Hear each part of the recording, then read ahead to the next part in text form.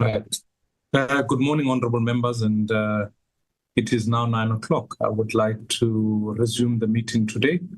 We have a short but a very important agenda that we've Recording in progress.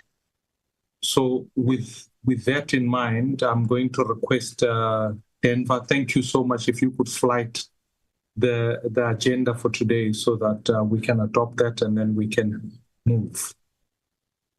Morning, everybody. As you can tell, on the agenda for today is the presentation by the Department of Communication and Digital Technologies on the fiscal environment and an upgrade on the entities. What we will do is, having looked at both presentations, we will allow the department time to present. It will probably be having looked at it, there's about half an hour, and then we'll allow the members to deliberate in the manner that we have adopted previously, where each respective MP will have time to engage the department, and then we can go from there. And then hopefully we will be able to close the meeting in that, and then go through some announcements. So that being the agenda, is there a member who will move for the adoption of the agenda so that we can keep the meeting moving? I recognize a number of members there. Honorable Wakeling, you move.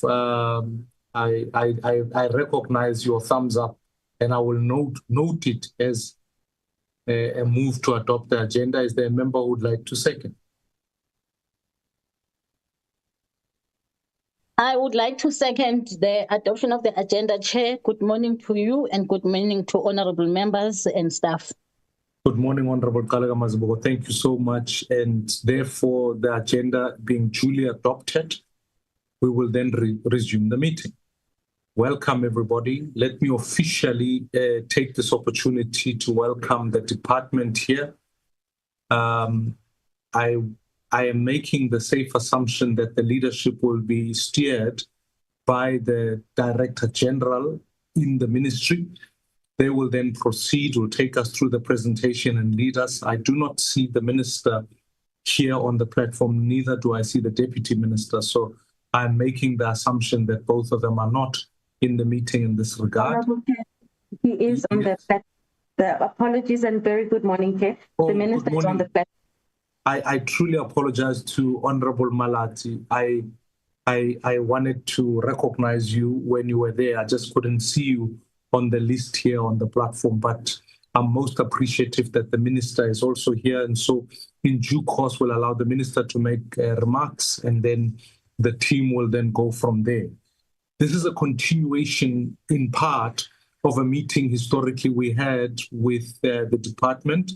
We dealt more specifically only with the entities. And so we dealt with the SABC, we dealt with the post office, and we dealt with the CASA. And each of them had an opportunity to present. And ultimately, we looked at interrelations between Centec, SABC. So those will be some of the key questions that this particular meeting responds to, in some ways, as some of the questions that have been sent forward.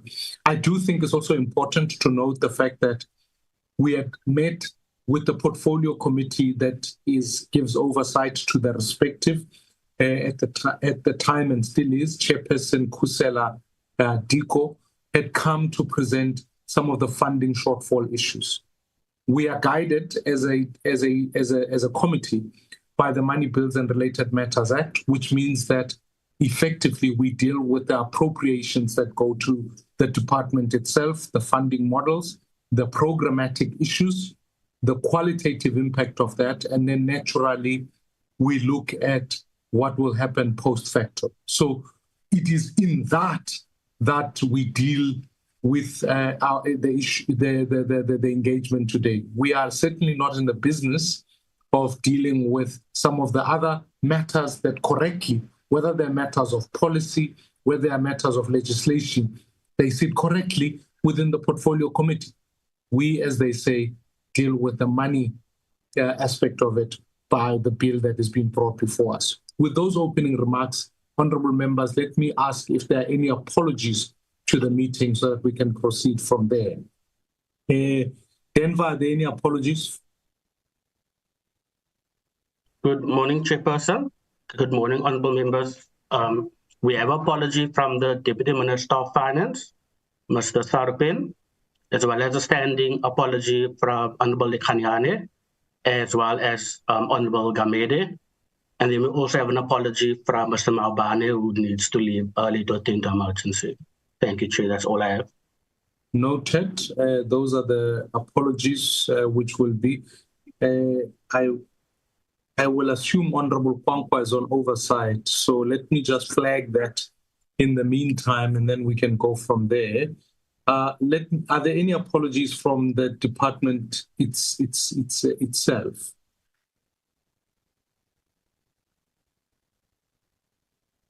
With none forthcoming, let me then. Yes. Apologies, Chair. I thought that maybe the Secretariat would have received. I would like to table the apology of the Deputy Minister, Deputy Minister Mngubele. He's out of the country, attending the ITU World Telecommunications Development Conference. Okay. Thank you very much. That apology being recognized and noted in this regard. Let me then welcome to the platform the Minister of DCDT to be able to then open the meeting, introduce the team, and then we can go from there. Minister, it's our debut meeting, so it is our first in committee, so I can assure you we will not heckle you. but it is great to have you with us, and thank you so much for availing yourself today. Let me welcome you. Thank you for your time. Open the session, and over to you. Thank you very much, Chair, and good morning to the honourable members. Indeed, it is my debut here, Chair, and I've been looking forward to this engagement and taking in your guidance in terms of how you would want today to proceed.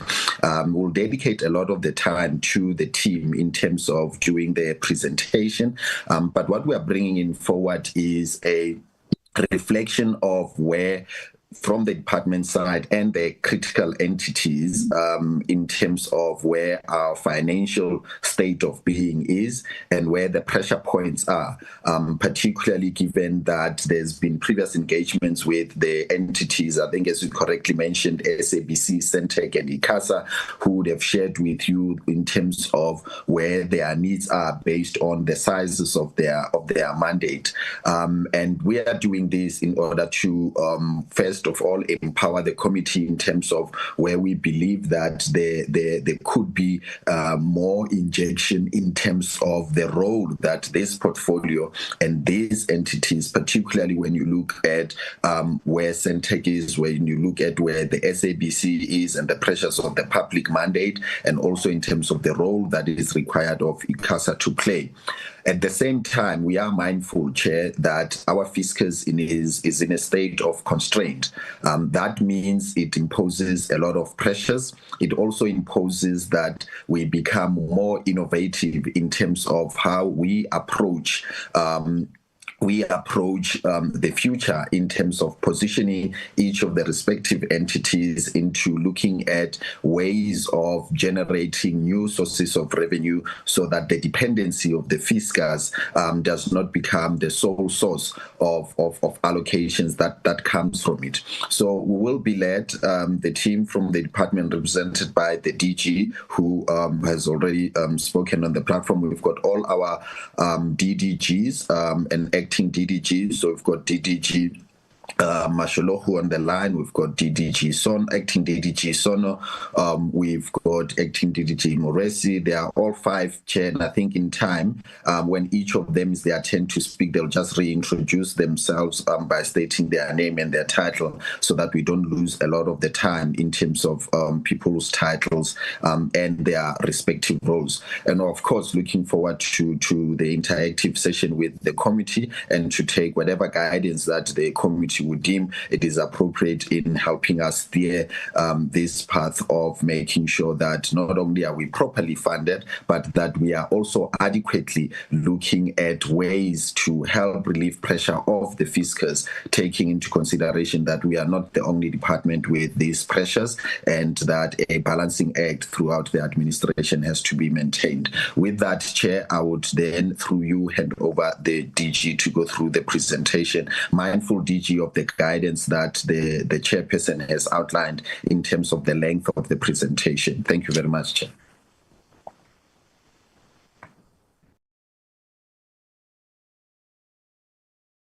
Apparently. Through you, Honorable Chair. Thank you very much, Minister. I would like to greet the honorable members of the Standing Committee on Appropriations, and I'd like to sincerely thank you, Chair, for giving us this opportunity. I think on the onset, I'd like to apologize to you as well as to the members for our previous appearance at this, and obviously the lack of readiness in as far as responding to what you had requested of us. Because, Chair, we saw it as a great honor, not only just to appear and score, but it gave us an opportunity, or it still gives us an opportunity to really present to you some of our pressing matters. So we really sincerely want to thank you for this, and thank you once again for indulging us on this for this session. Chair and honorable members, the presentation, we've got the full presentation, and then we've got an annexure. In the letter that was dated, addressed to the Minister for the 12th, there was a request to say we must please provide a brief on the current strategy in place to sustain the relationship between SABC and Centec, as Chair has alluded to it, as well as in the debt matters. So we do have a separate annexure presentation in this regard. So the CFO and I will quickly go through the first presentation, and then hopefully the last 10 minutes we will then dedicate on this particular matter just to appraise honorable members. May I request then, Zayton has got rights. Zayton, if you could kindly please put up the presentation. The presentation itself, which I see that on the meeting link, the honorable members had received, basically would outline the analysis, budget analysis, the program impact, the funding request, and then we're just going to basically highlight some of the key programs that we have, as well as then our concluding remarks on it. If you can then move to the next slide, which then basically illustrates the trend analysis of the allocation of the budget that we've received. You would have seen that there is a decline. This is further then illustrated in the outer slides, which I'm going to then invite the CFO to come in on. She will just merely present the budget issues, and then I will come back just to outline in more greater detail the funding pressures on each of the entities.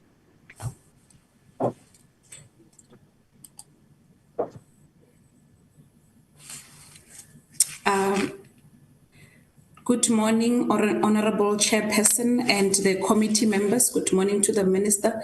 Good morning to the leadership of the department. We can go to the next slide, please, Zayton. My name is Refilwe Mafolo, CFO of the department. If we analyze, can I please request that I just switch off my video? If we analyze the MTEF and we do the analysis of the MTEF, the department has been allocated 8.022 billion over the MTEF period, and this limited budget must, for the department, do the following. It must expand connectivity across the country and ensure that there is access to the internet by all in an affordable manner. It must facilitate the deployment of digital skills in the public and private sector. It must also ensure the productive use of internet and digital technologies uptake and usage. It must also drive the supportive environment for inclusion, investment, and innovation. So normally we will do an analysis over a 7-year period, starting from 2022-23 financial year to 2028-29 financial year. And this is the prior slides that the DG was talking to, which shows a decrease from 5.221 billion to 2.793 billion. And really the reduction has been because the department on its own has a low budget, but it then previously or historically carried the amount that was given or allocated to SAPO for the recapitalization, which was that 2.4 allocated to SAPO in the 22-23 financial year. Members would remember that there is the 2.4 and then there is the 3.8 that SAPO is 3.8 billion that SAPO is still requesting for.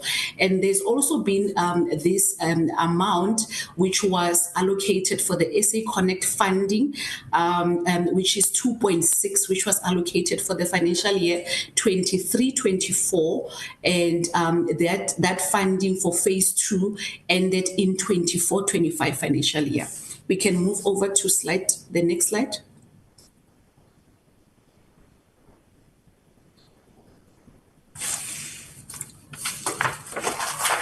Okay, slide number 5, please, Zayton, maybe the. Okay.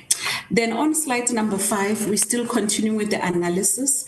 Over the MTEF period, the compensation of employees is sitting at a 14% of the whole 8 billion that I've just spoken to. It makes it's sitting at 1.088 billion spending for the MTEF period. And if we were to look into the financial years of 22-23, we are comparing 22-23 with 28-29.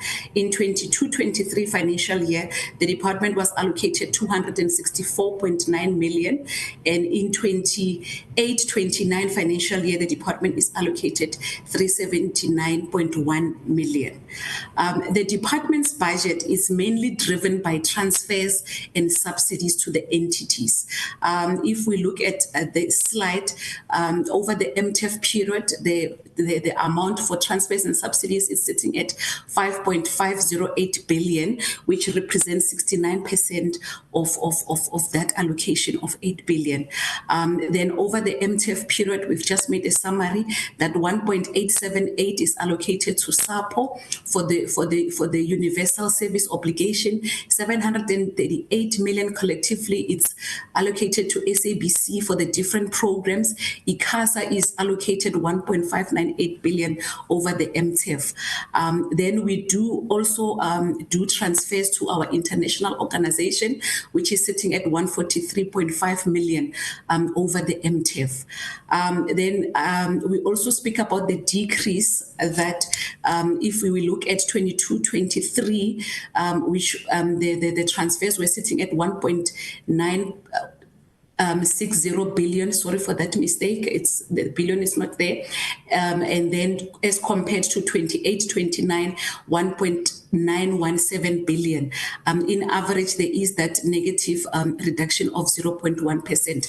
Our payments for capital asset in 22-23, we have an amount of 9.886 million as compared to the 8.271 million in 28-29. Then over the MTEF period, we're just speaking about the procurement of new asset, and mostly at the department we procure computer equipment and software equipment. You can go over to the next slide. And this, I think, this slide, DG will speak to it. Thank you, DG. Thank you very much. We then perhaps look at what has then been presented. It's quite evident that there are obviously the budget limitations would have these adverse economic as well as social impacts.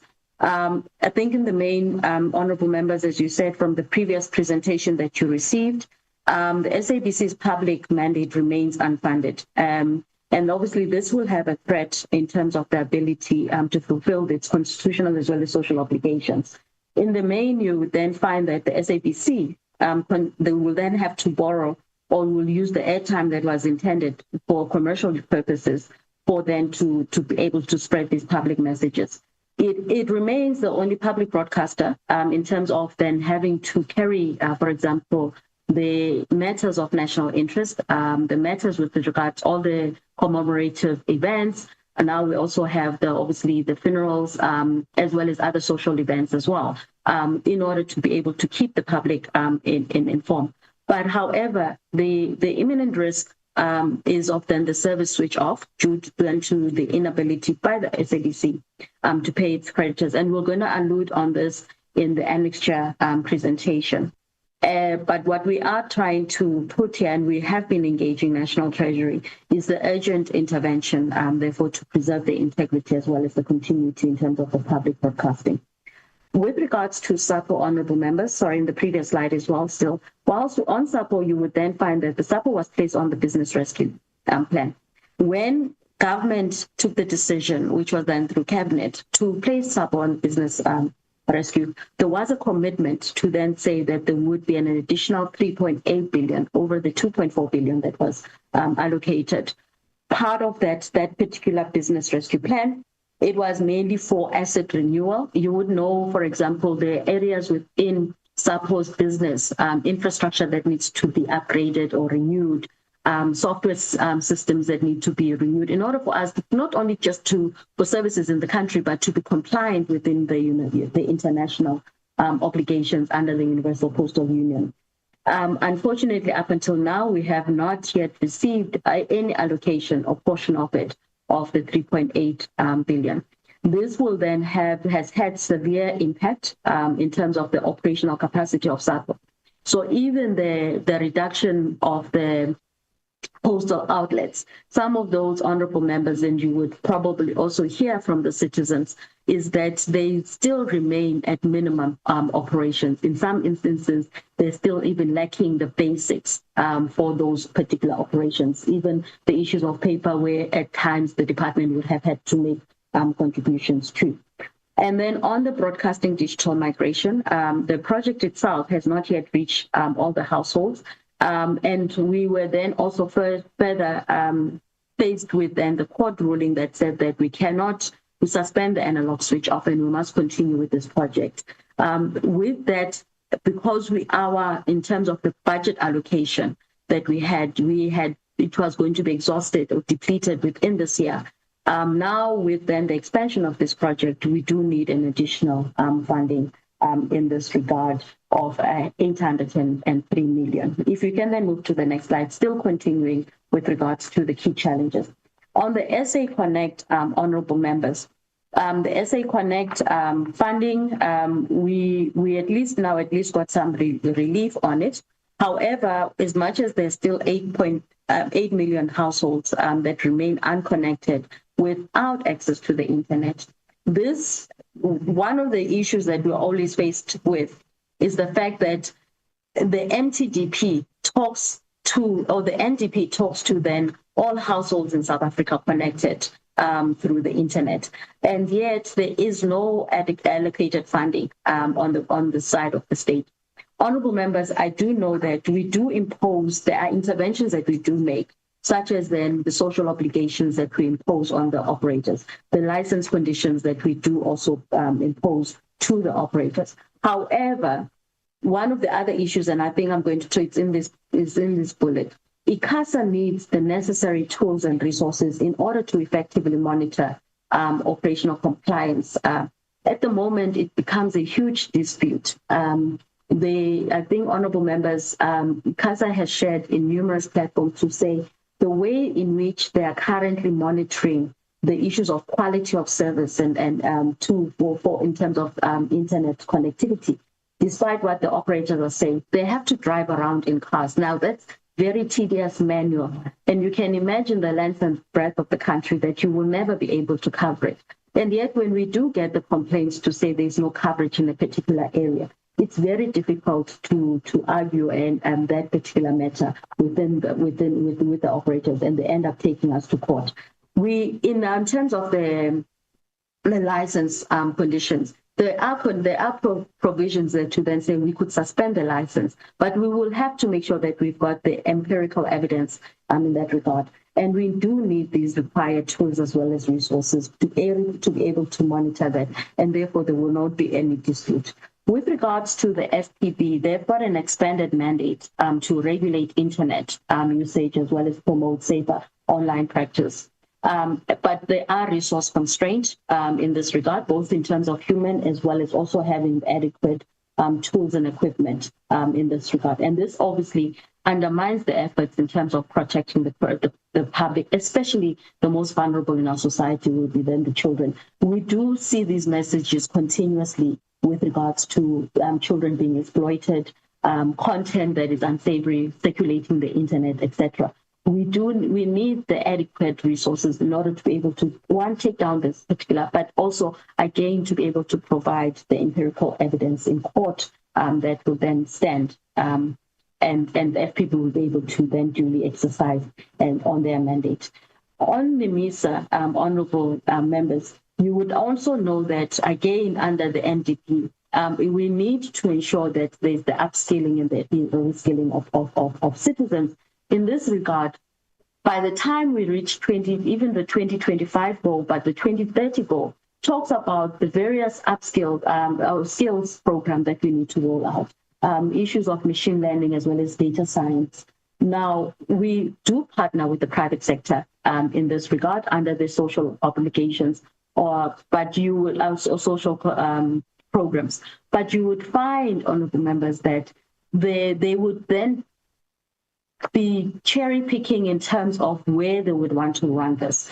In most instances, we do have adequate programs running in the likes of your Gauteng, KZN, as well as the Western Cape province. But the other outskirts provinces are much deprived. That's where we're trying to focus in terms of the rollout of our programs, to really make sure that we drive it all the way to the grassroots level.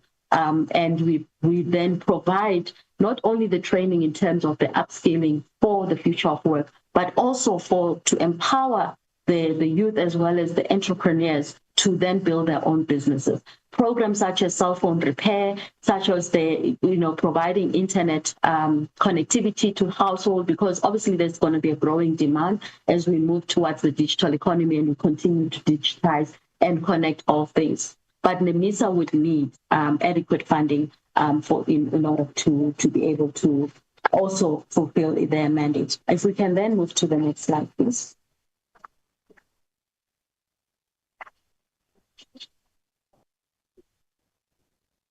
Perhaps now we come to, next slide, please, Sanjay. We now come to further than unpacking the transfers as well as the baseline.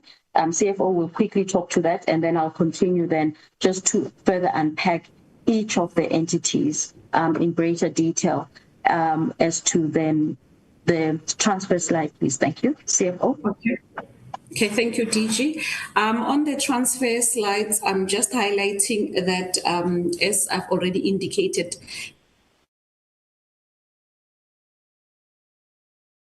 that 69% of the budget of the transfers and subsidies. So we've just enlisted all the entities that we make transfers to: NEMISA, USASA, USAF, ICASA, Film and Publication Board, the Foreign International Organizations, SAPO, and SABC.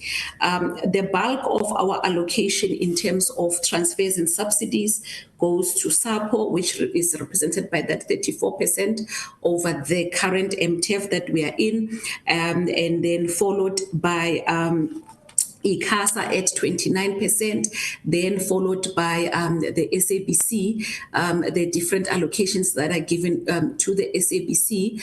So I'm not going to go into the details of the amounts. DG, I'm going to take the slide as read.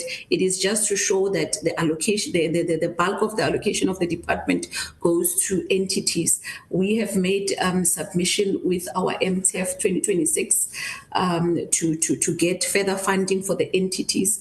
We've also written CAPE memos for the unforeseeable and unavoidable for USASA, SABC, and SAPO. And I think that the DG is going to speak to the slides that are going to follow in terms of the need of the funding, of fairer funding for our entities. I will leave it there, DG. Thank you. Thank you very much. Layton, if we could then move, I'm going to skip the slide because of time, which summarizes the funding request on each of the entities. We can then move to slide 11, focusing on the SABC. The SABC funding model status, honorable members, as you would know, the bill itself is underway. DG, I don't want to disrupt you further, but the previous slide, as I've been following the presentation, I think might need some talking too, because it and whilst I have given you a time constraint, may I ask that you talk to that a little bit, because that does sit at the heart of some of the issues that sit in the annexure, unless you want to deal with them there. This particular slide here, is that a possibility, DG? Yes, Chair, most definitely I can do that. Thank you very much for then giving me this opportunity. Then if we then look at our strategic funding request, honorable members, with regards to the SABC, we've made applications, and I think in the annexure, I'll just make reference to it. You will also see that we continuously make the applications for the MTEF, as well as then the adjustment funding allocations. And in this, within the last round, our request was then for the 4.7 billion. The 4.7 billion is broken down. 3.1 billion is for then the urgent recapitalization as well as the infrastructure investment. You know, the SABC has not been recapitalized, and also the infrastructure obviously remains obsolete. Honorable members, we're moving towards elections, and I know that the 120 million is just for the election coverage. But beyond that, the SABC is going to need the OB vans to be able to cover the entire country. The SABC, if you then move, I think, honorable members, and I really would like to invite you to come and do an oversight. If you go to the Auckland Park, there are lifts that are not working. The building is not in a state in some areas for human occupation. And it is a serious risk for the organization, but also then for the state, should there be then legal findings on it. Then the 1.4 billion relates to the unfunded public mandate with regards to then the content. This remains a disputed matter, and I do know that we are currently busy now looking at the various options with regards to the funding model. Unfortunately, when we submitted the bill the previous time within government, we had proposed a housing levy. And we, unfortunately, this particular matter was not approved or was not supported by National Treasury. Their reasons were that if we propose a housing levy for the broadcasters, the electricity as well as other services may also want to impose the same, and it would therefore become additional added burden for the citizen. So now we're trying to explore alternative measures on this. But unfortunately, as we're still working on a funding model, these particular, the day-to-day needs, as we sit right now, there's G20. The SABC will need to cover that, as well as other side events related to that. You know, there are matters of national interest at the moment with the various commissions and ad hoc meetings taking place. The SABC has to cover that. And those particular matters, because it is a public broadcaster, they remain unfunded. And there are no resources from the side of state to assist us to make sure that we provide these news, we provide the information to the citizens, and the SABC is able to fulfill its full mandate. With regards to the Universal Service Agency, or what we consider the Broadcasting Digital Migration Project, as I said, the court ruling meant that we had to continue with the project itself. What we had set aside in terms of the funding up to date was then the little amount to then on the provisions of the household that we had already identified for the set-top boxes. But everything else in terms of the project, the issues with regards to installation, the issues of dual illumination, meaning that the Sentech has to keep both signals operational during this period. The issues of awareness, those unfortunately would have, in terms of our budget allocation, it was up until the 31st of March this year. Now the court has suspended us from cutting or switching off. And it therefore means, and the initial switch off was also, for information, was the end of December 2024. But then the initial switch off, or the initial suspension of the switch off, honorable members, means that we now need to ensure provisional availability of additional set-top boxes. The more we go towards into communities, the further we then identify households.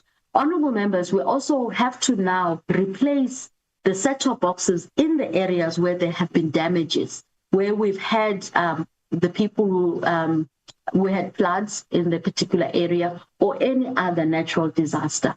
If those were then qualifying, it would therefore mean that we need to go back in terms of then the replacement of the set-top boxes after then the houses have been built. And as I said, the longer the project continues, the more of these household or new registers, indigenous household come up. Members, you would also see that when we did this particular projection in terms of the numbers of what was predicted as indigenous household, the number continues to grow because of the current fiscal and the number of job losses there have been. So you now find that there are more people qualifying for this household than what we had then estimated in the 2016 period. And so the 803 million that we are requesting relates to the dual illumination cost for us to be able to roll it out over the 2-year period, additional 2-year period, the awareness campaigns that we need to do, as well as the aftermarket support, where then there's a set-top box, because the set-top box has got a warranty of a 2-year period of 2 years. At any given point in time, that particular set-top box, there is a functional problem to it. It has to be fixed. And similarly, as I said, the replacement of the set-top boxes, as well as then ensuring that the household that do qualify, they are also then equipped with the set-top box. If we then move to SAPO, honorable members, I did allude to this particular matter with regards to the request of the 3.8 billion. And the 3.8 billion was part of government's commitment for then filing for the business rescue in court. And the 3.8 billion, by and large, as I indicated, 2.29 relates to asset renewal in terms of upgrading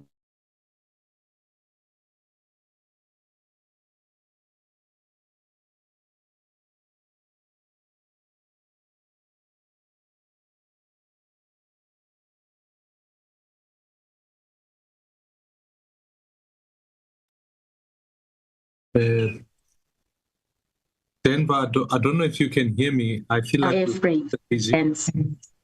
yeah, I thought it was only me. We lost her. Yeah. I thought it was my as the Department of Communications, internet seems to be stretching you. We have lost you. Can you hear us?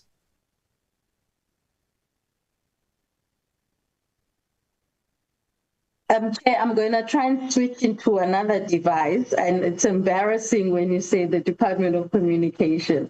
However, we are still rolling out connectivity in the country, Chair. If we can do our best just to keep connectivity on this call, that'd be helpful. Noted, Chair. Just trying to, if the host can allow me in with my other device, please.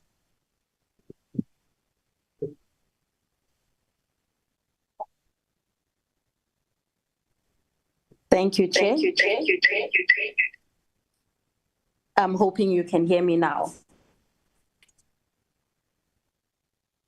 You can proceed. Thank you so much, CG.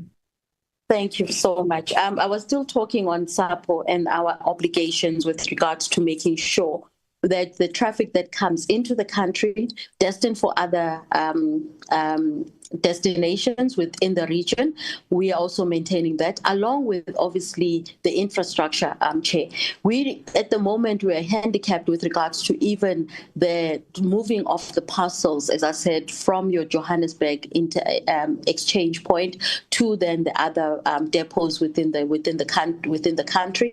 But also, you would have seen the state of our post offices. As I indicated, some of them don't already have printers. Those who would have printers, they're running out of paper. We've got certain contracts within government and as well as other social obligations that we also need to make sure that we have, therefore, the adequate infrastructure to be able to run the operations at the post office. These are related, as I said, license renewal. There's still people. I know that in the urban areas, we can take that for granted, but in the rural areas where the only point of presence is then the post office, those people have a huge dependency with regards to the post office. The post office is also serving as then the center in terms of the disbursement of the social grants. Whilst it's run by the post bank, but the actual physical where then the post where citizens can be able to come through, they also do come through the post office. But there are also other grants, honourable members, that we do also disperse through then the post bank, such as the EPW workers, etc. I know we do that in the Limpopo, in Eastern Cape, and in other areas as well across the country. So that particular 2.2 billion for asset renewal is also very critical. And then you've got the 1 billion in terms of the operational continuity. And as well as I said, what is good about, and I think we've highlighted that in the outer slides just to indicate that we have cleared all the 12 cents to the rand debtors for under the business rescue. What we now left with would be these statutory debts amounting to 509 million. These are mainly your Medipost. This is mainly also the UIF. And others. And we therefore need to make sure that we settle these debtors as well, so that we are not going to find ourselves, also the South African Revenue Service is looking for money from us, so that we are then able to ensure that the business rescuers are able to also exit the business.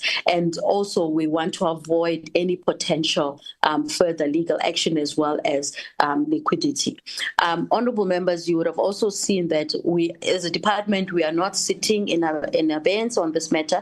We have recently issued a call for request for interest for those who would want to partner with the post office.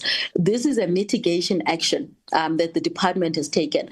Further to this, we also did another mitigation action of then supporting the application by the business rescuers to then the UIF for then assistance in terms of then being able to pay the salaries in the interim. This 3.8 billion, honourable members, we had expected it at the time that the business rescuers were then appointed by the courts, and we are mindful of the fact that there are budget windows within government where we can make this application. But since then 2023. We have made numerous applications to National Treasury, and unfortunately, as I indicated, that up until now, we have not received any allocation in this regard. If we then move to the Post Bank, honourable members, 4.1 billion is required for it. Post Bank biggest loss, Chair, was not reckless. It was purely on the exposure to the post office. As I said, the relationship that they had in terms of the disbursement of the grants, the post office, when it has then been given that responsibility, was borrowing an advancement from the Post Bank. Now, in the repayment of that, you would find that there were losses, and those losses accumulated. There were obviously other areas where then the post office was borrowing from the Post Bank, and therefore this particular matter meant that the post office had to write off 4 billion in terms of loss from the business rescue process. But the application that we're making is then to say, whilst we're moving towards the bank, the post bank being a fully fledged bank, and for it then to be able to meet the requirements for a banking license by SARB, it needs a capital injection in order for it to help to make sure that it meets the minimum standard. But further to that as well, there's this particular capital injection that is required is to help then to build it as then the commercial bank, and therefore for it, as I said, to qualify for that commercial license as well. So there are those minimum requirements that are required by SARBs that have been put to the state. The post bank, had it not been or had SAPO not been placed into business rescue and SAPO been able to pay back the debt that it owed to it, we would have not made this particular request. So the request was then to make sure that we're able to put the modern systems, making sure that we have then creating these alternative channels. I wouldn't want to allude further in terms of what those alternative channels are, because as I said, it is competitive. But I mean, just to indicate, if you look at what other banks are, and by the way, we're also saying, we're not wanting to create branches, because if we were going to do branches, we would be doing that under the post office. But we are trying to move into the digital space to have identified these niche areas with regards to digitizing the bank in order for us to be able to reach and to then become competitive in this particular space. If we then lastly looking at ICASA, honorable members, I did indicate that if ICASA needs to make sure that it holds the mobile operators accountable and that the mobile operators are able to fulfill the licensing conditions, ICASA needs to buy this particular equipment or the system called the multi-module compliance monitoring system. It is used across the world, honorable members. We've done a benchmark with the likes of your Australia. We've also looked in terms of what the European Union and the community is doing, and also in terms of the UK.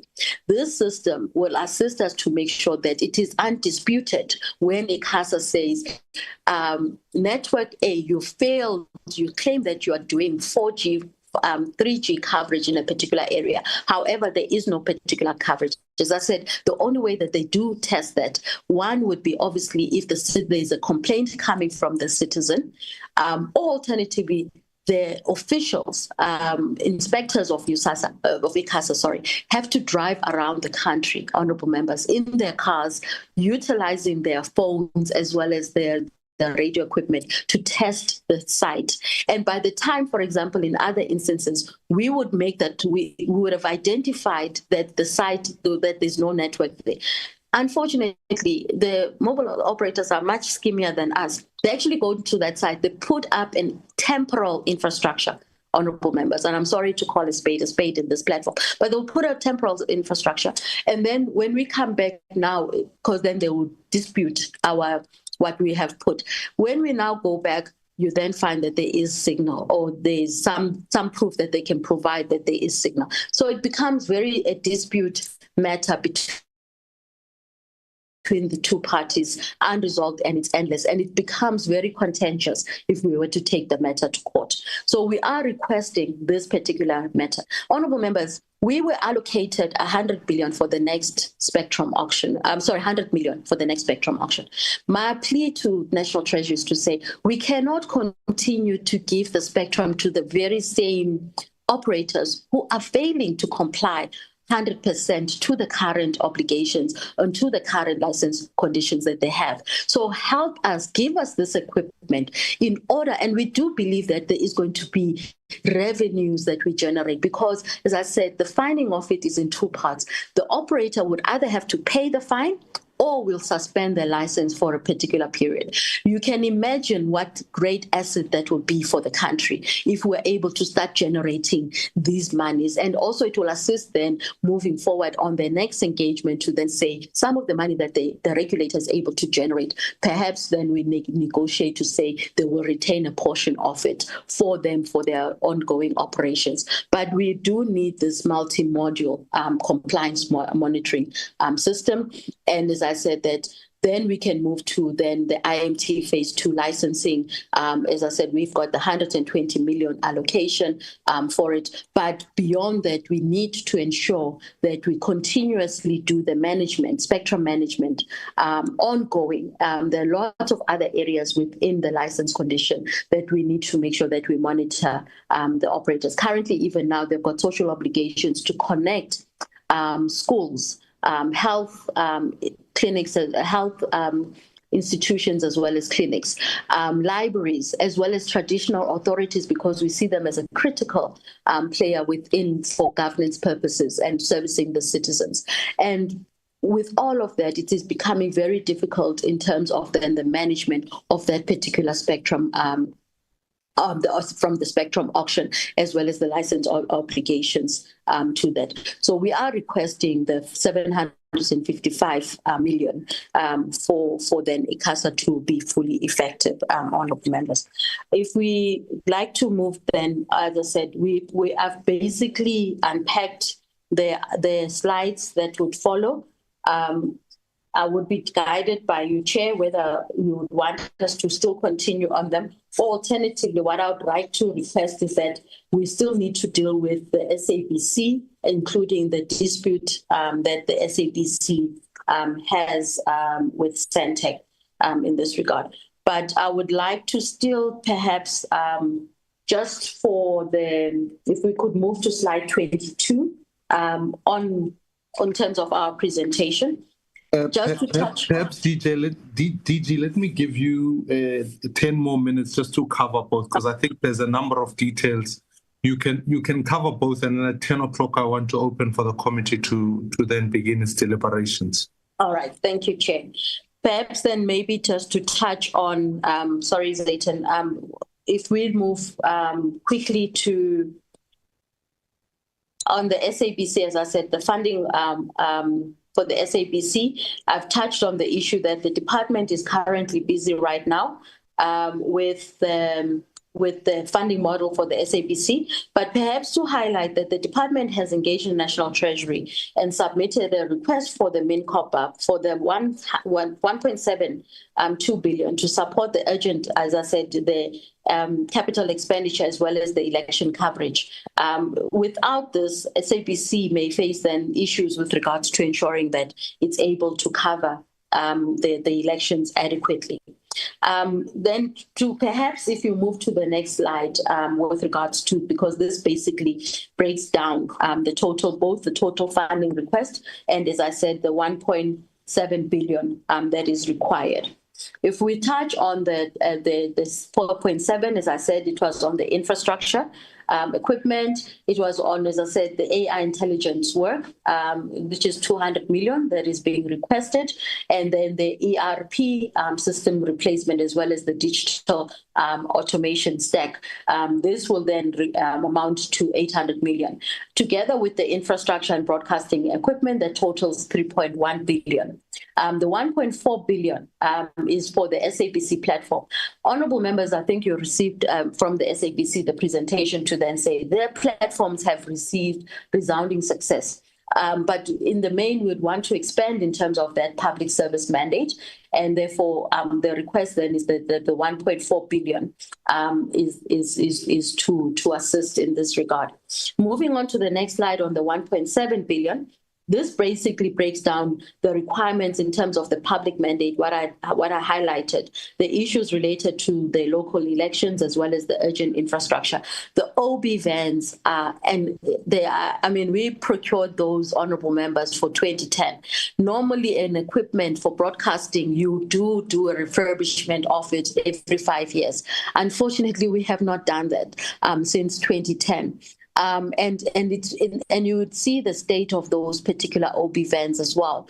And also the limited number that we do have, we don't have for all the provinces. We would need, and some of the provinces in terms of the geographic spread, you would need at least for each province to be equipped with either 2 or 3. Now, the impact of this, Chair, as you would know, is that the SABC will be accused of favoritism. SABC will be accused of being selective when it comes to election coverage. We need to make sure that we produce and provide information to the citizens, we're actually also informing South Africa of what the feel is on the ground. And the only way that you'll be able to do that is then by making sure that the SABC is able to reach those areas. Now, you can argue to then say there is radio in this regard, but there's also the infrastructure also for the radio itself, because the radio feed needs to feed back into the Auckland Park as well. So that particular, the state of some of also in the provinces, but also in terms of the radio channels, as I said, is in absolute decay, and they would also need the adequate equipment and infrastructure in this regard. I did, Chair, touch on with regards to SAPO, which is the next slide, so I'm going to skip that for the purposes of that. Safe to say that if you look at the next slide, slide 13, slide 15 on SAPO, this basically does then give you what progress we have made on SAPO. Safe to say, how was the 2.4 billion utilized, honorable members? We have done a debt reduction, as I said, from 9 billion now to 1.2 billion. And the 1.2 billion, as I said, we would be able to cover that under the operational requirements. The staff rationalization, we've moved, we've retrenched 4,800 officials, and that led to about 67 million savings monthly. The branch footprint we've also reduced to 657. So as I said, we've done extensively. We've settled the 12 cents to the rand in terms of the creditors. And I'm happy to indicate that the 12 cents to rand also meant these were the creditors, the small, medium enterprises, Chair, who were really needing that money in order for them to save their own businesses as well. So now we're left with basically settlement of the 510 million that I spoke about, which is then your major, your statutory creditors obligations, which was then the 18 cents to the rand. If you then move to on ICASA, if you move to the post bank, I did touch in terms of the requirement for the post bank for the 4.1 billion. And this is, and I said, it's not recapitalization because the post bank has only come into force when then the president signed the post bank bill. So it is actually a new institution, and government should treat it as therefore to recapitalize a new institution for government, which is intended to be a state bank. Please move, Zayton. As I said, I've touched on the slide on the post bank. If we move to the funding request for ICASA, I've touched on that particular requirement of what we need, then the 500 for the equipment in order for the regulator to hold the IMT licenses accountable, as well as other spectrum license holders as well. Can I then move to then on USASA, the BDM? As I said, when you break down what then the 803 million is required for, as I said, in the main, as I said, 1.7 billion, my apologies, is intended for set-top boxes. If you move to the next slide, please. We've already installed 1.6 million households. And then we also have 174 transmitters below 700 that have been switched. We are still left with about 184 transmitters that still needs to be connected. Sorry. Mr. Sono, please mute. And so therefore, the money that we are requiring is then for the STBs, meaning, and as well as the decoder distribution, as well as installation.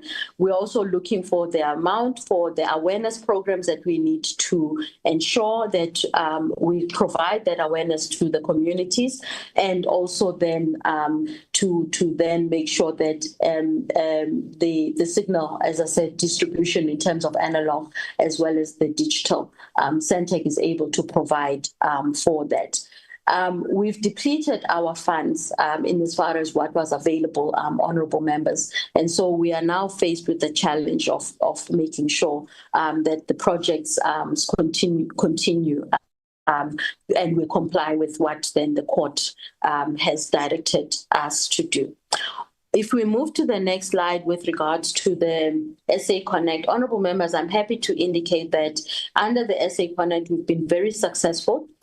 Phase 1, we still continue to have 682 government sites connected. And then on phase 2, honorable members, I think, which is then the game changer for this, we've basically have now connected 12,357 hotspots, covering over 2 million households in the country.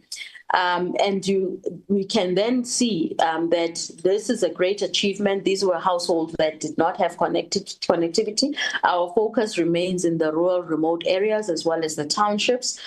We leave the urban for the mobile operators because they consider those economically viable. And our focus is then to make sure that no citizen is left without connectivity. And then CETA has managed to then make sure that 622 government sites remain connected. We've managed to request for a rollover from National Treasury. Our biggest challenge and concern, honorable members, which it does impact on you, would have been that we would have wanted the appropriations bill approved and tabled now, so that the rollover is depending when then the appropriations bill is then adopted and approved, because it can only be released afterwards. Our biggest risk is that if it is only released in January, or if it is only approved in January and the funds only are available in January, honorable members, we are only going to be left with only 2 months for us then to make sure that that 1 billion rollover we're able to connect. There is serious risk to that.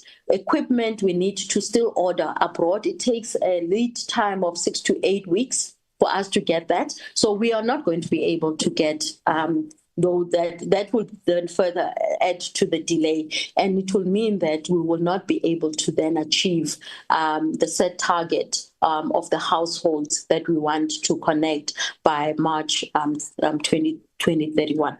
Zayton, please do move. I'm now on slide 25. Now, what does this mean? What are then some of the measures we have made, honorable members, to realize savings? We are very much cognizant of that the fiscus is under enormous constraints. And the department is one of those that have actually volunteered on some of these matters. But we've been working with National Treasury, focusing on this targeted as well as responsible savings. The minister implores this on us as well. And so we have done a reduction in terms of overseas travel. By ensuring that we identify the crucial meetings. We continuously do that, and we've reduced the delegations as well. And this has realized about 8% savings from the department. And we've also ensured that only those directly involved officials attend these conferences, and linked to that as well. In some instances where the department is supposed to be either conducting events, awareness programs, as well as these programs that we're rolling out, be it audio and audiovisual, we are trying to create the creative industry in our society. We've gone out to seek for partnerships with the private sector in terms of the execution of these programs, as I said, whether it's going to be the broadband rollout, as I said, the audio and audiovisual content, SMME training programs, etc. And in some instances, we've really received positive feedback from the sector. We are worried, though, that this will not be sustainable. There is going to be sponsorship fatigue, but we are just also trying to implore to the private sector, especially those who perhaps at the moment do not necessarily have stringent license conditions like your OTT platform owners, over-the-top platform owners and OEMs to then say they need to work with us in that. We've also put in strict implementation with regards to issues of catering and entertainment policy as well. And people bring their own coffees and food, even in our meetings as well. And then operational of SCM as well as governance structures as well. We continuously to make sure that those ones do take place and they do meet. And we also deal with the issues of irregular as well as fruitless expenditure, Chair. We've done a lot of those, holding people accountable, by the way. And even if you have left the department, if you're still working within the ambits of the state, we do make sure that your file follows you and request then the other entity or organization to make sure that they do take those consequence management.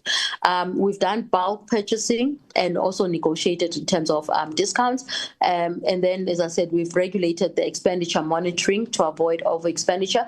And we do present our budget to our EXCO. And there's a budget committee that does also meet to make sure that the spending is accordingly. I've made sure that we avoid issues related to events.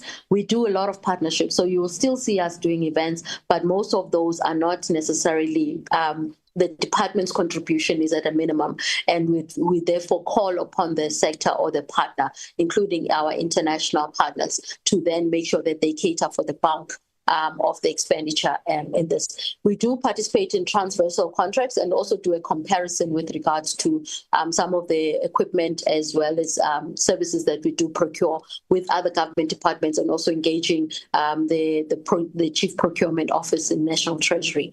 And we've been trying to reduce with regards to the issues of consultants.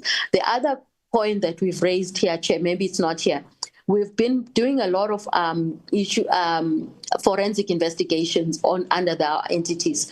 In the instances that we've been, because when it comes to the board, the minister must be the one or the department must be the one, so that there's proper independence and on the process. We've actually now transferring those costs back to the organization itself, so that we can also then reduce our cost on the side of the department as well. But the impact, next slide, the impact, honorable members, still remains. The SABC, as we sit right now, and I would like to come on the SABC presentation. SABC owes Centec over 1.2 billion. May I request that you begin to wrap up? It is, you will have time to answer questions. You don't have to go through all the details. So if you begin to wrap up, I'd like to allow for members to begin to engage with you. Okay, thank you, Chair. Highlighting SABC owes Centec 1.2 billion. We have made interventions in this regard. The minister has met with them. We've looked at the task team. We've basically assisted also identifying about an amount from our side to assist them with the signal distribution cost. But it's still, there's a huge potential of that if the money is not available. We've also made sure that the SABC increases its payment to Centec, and as I said, then we're assisting with then the shortfall in that regard. The business rescue, as I said, we've gone out, and then, as I said, the SA Connect as well as the FPP, we're also looking at alternative partnerships as well, but there are serious challenges. Honorable members, in the last, with regards to maybe just to highlight, in the SABC, as I said, the department has appointed an independent mediator to assist the two entities, which is Centec and SABC, to negotiate the tariffs. We are hoping that the mediator will conclude and will make that for the recommendations before March of next year. And then on the funding model, we've also appointed the BMIT to develop a new funding model for the SABC. And this process will be completed by February 2026. So that's what we have done, as I said, over and above then making sure that the two entities continuously try to find and resolve on this matter with regards to the signal distribution. At the moment, I think the parties are happy of the fact that they've increased what is going to be paid for the signal distribution, but we are then also ensuring that they continuously thrive for partnerships, especially also on the side of Sentech to look for new businesses in this for them to be able to remain afloat, Chair. Thank you very much. That concludes our presentation. Thank you, DG, and let me then, in that, what we normally would do is we will allow by allocation relatively to parties to have 15 minutes to engage the department. You can, for members, you can split the time accordingly as you want between the two parties, between members. And then you will have an opportunity to ask the questions and then have the department respond within that time. So let's make sure the questions are pointed and are directed so that we can utilize the time to its most effective manner.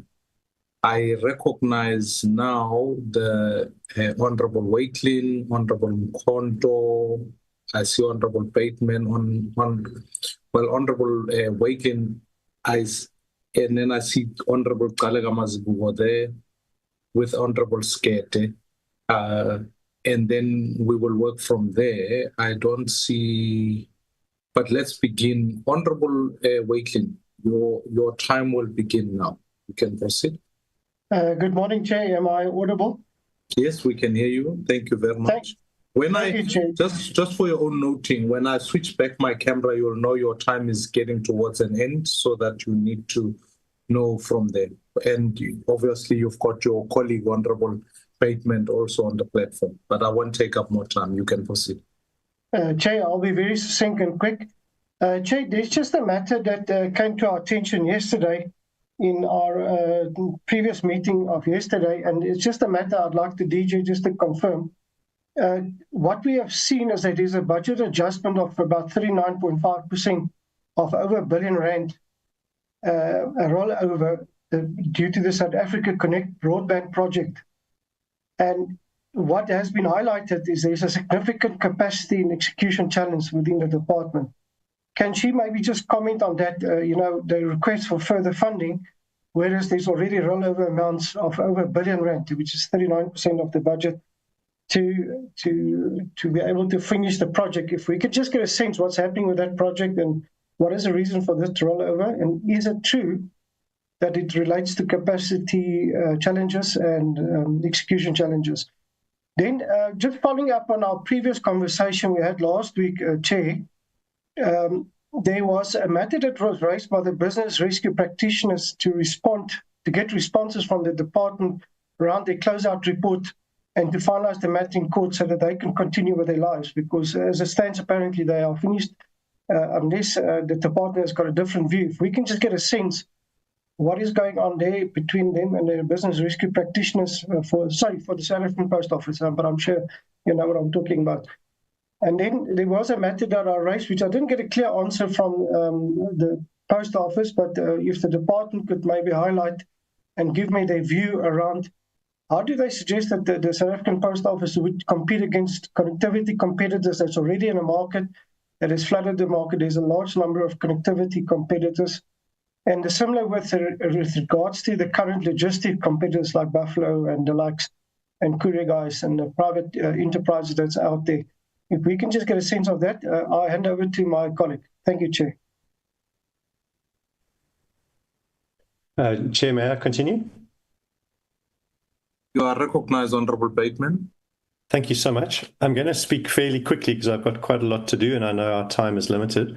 So hopefully those listening will take good notes. First thing is just in terms of our process, Chair, I'm presuming that these requests have been taken to National Treasury for inclusion in the budget, but they've been declined, and that's why they've come here. Now, National Treasury has got paid full-time employees who are evaluating these requests, and they're actually in a better position from my perspective to be able to investigate and to evaluate the requests than we are. So in some sense, we're acting like an appeal board for the departments, and I'd like to suggest an improvement to our process of analysing and evaluating these requests, which is that we should request a written response from National Treasury to each one, and so that when we prepare for these meetings, we can see both the representations from the department that's making the requests and also the responses from National Treasury in relation to those requests. question.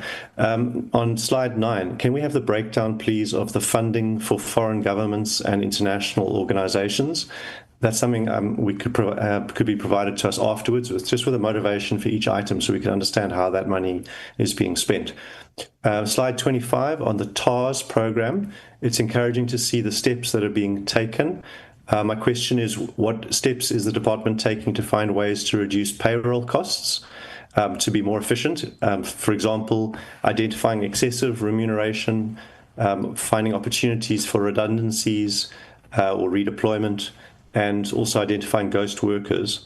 And then is the TARS program also being applied by the department to the various bodies which are funded with transfers and subsidies from the departmental budget? So are those agencies and public entities getting the same level of scrutiny by the department as the department itself? On the post office, slide 9, I see there's a subsidy of 572 million for the post office.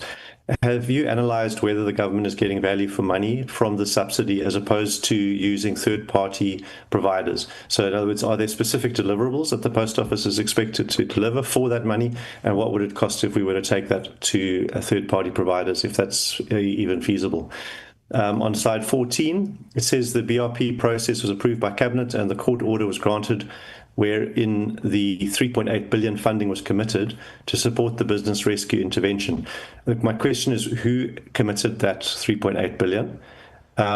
Thirdly, on the post office, what has been the feedback from private investors in relation to the post office funding proposal?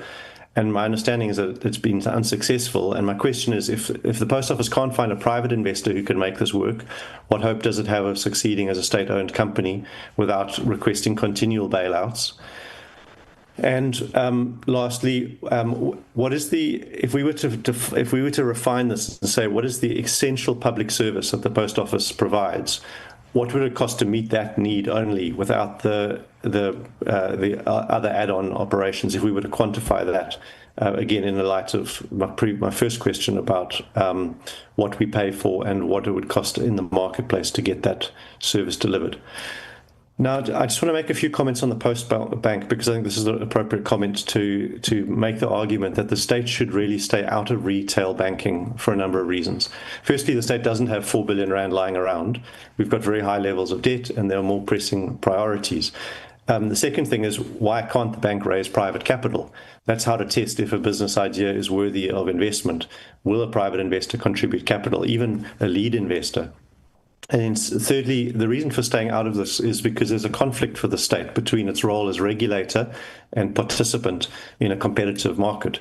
So what's likely to happen? Well, firstly, it's likely that the bank's going to fail, like just about every other state-owned entity, and the fiscus will end up losing its 4 billion rand investment.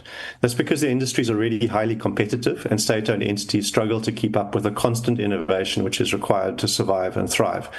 And there are already retail banks that are offering very innovative low-cost solutions. So the underserved market has been shrinking constantly, and Itala Bank Itala SOC should serve as ample warning that we're going in the wrong direction with this proposal from the outset. The other possibility, though, is the bank would actually succeed at first by undermining the private sector banks by offering artificially high interest rates to savers or artificially low interest rates to borrowers, or by making loans that end up having to be written off. However, this will destabilize the sector potentially as depositors pull their deposits from private banks and move to the state-owned bank, and that will also lead to losses, which the state will have to fund. It'll drive private banks away from the sector, that particular segment of the market that the state is seeking to service, leading to slower innovation and eventually fewer options for banking customers. And a comparable example is what happened in the domestic airline industry for many years when SAA was being subsidized. So again, I've said this before, but I want to say it again. I think this is a bad proposal, and I don't think that we should be putting 4 billion rand into it, that's for sure. And then ICASA. It's obviously easier to ask for additional funding, but the place to start is to ensure that one's existing budget is being put to best effect. Has a zero-based budgeting exercise been conducted to identify areas of waste and inefficiency to make sure that the existing funds are allocated or being used to best effect? Can you demonstrate this, please? Thank you. Thank you very much. DG, let me allow you to respond. You will have 8 minutes to respond time-wise, just so you guide your responses in this regard. You can proceed. Thank you, Chair. 8 minutes. I was going to invite my colleagues, but we can maybe invite. I would like to request them that they can put some of the additional comments on the chat as well. The 1 billion rollover. Yes, it is true that we've got the 1 billion rollover. This is ring-fence, honourable members. So what we are asking for there, we cannot use that money for any other. We've engaged National Treasury to look for environment, and they say that you cannot do environment over the specifically ring-fence money and specifically on the rollover. And I think the CFO can further allude to that. This is, and the reason why then we had the delay. It was the projects themselves required that you first needed to expense it before you can get money paid back. So the entities that we're working with, Centec as well as the BBIs, I said on the side of Centec, you'd find that some of the delays attributions was the issues of trying to buy the equipment abroad. As I said, the lead time is 6 to 8 weeks, and then by the time you then do the installation and then we go and test to verify that it's actually and it's operational, and that led to quite a number of the entities receiving invoices, because we work with SMMEs as well in some instances, receiving these invoices post the reporting period. So it meaning that you could not expense that money. And that was the biggest challenge that we do have, honourable members. We've got now a contingency plan. We've got plans already that the operators are ready to, because we needed to make sure that we've got an assurance of this. But our expectation was that this money would have been available now in November, because our plans are starting on the base of Wuti. We're starting the execution in November. Then hence my appeal to then say, it would be in our favor if we could get then the appropriations bill approved before we could, as soon as possible, so that the National Treasury is able to release these funds from us. On the business rescue, just to indicate, yes, it is correct that they are trying to exit. However, as I said, in terms of their own plan, honourable members, one, they were supposed to make sure that the 18 cents to the rand, we have not completed on that. We've done negotiations with then these creditors to see if they would be amicable to a settlement of saying we'll pay them in tranches over a particular period. I think the business rescuers would be in a better position to further allude on this particular matter. Chair, I'm not so sure if they're on the platform. We'll try and see if they are. And then the other issue with, and as on members was, I was highlighting to say, have they therefore concluded what they're supposed to do? By their own admission, 75% of the plan has been completed, 75 to 85%. The 25% that is out, the amount that is outstanding relates to, as I said, the settlement of the creditors.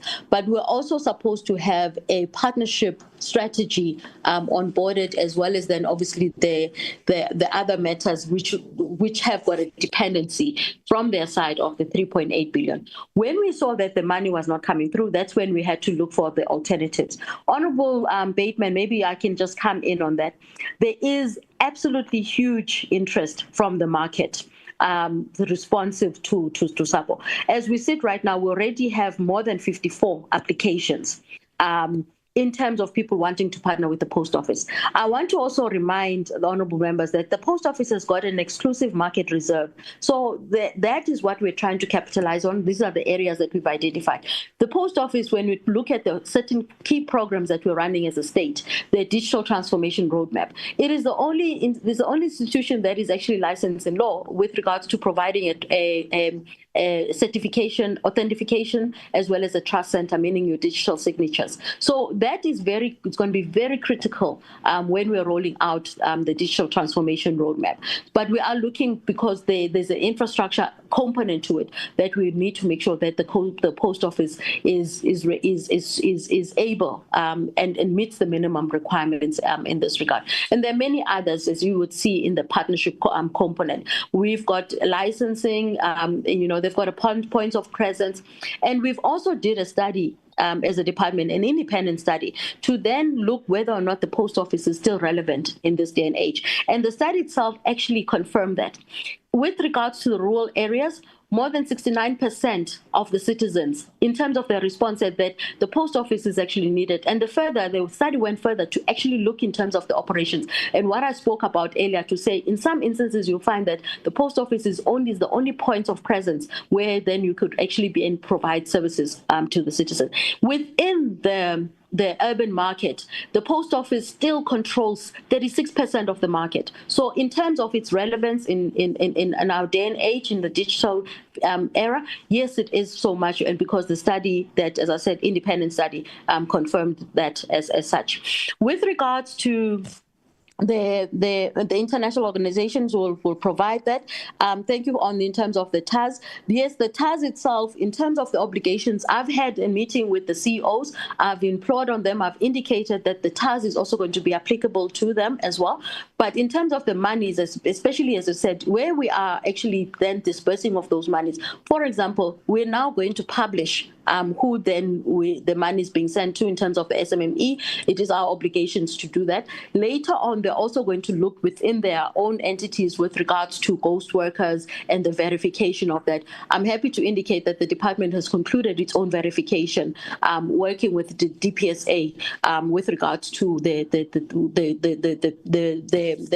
of workers within the department. In the time frame that National Treasury indicated was to say they're going to start with government now, but the intent is that it's also going to be applicable to the entities as well. Then on the issues with regards to on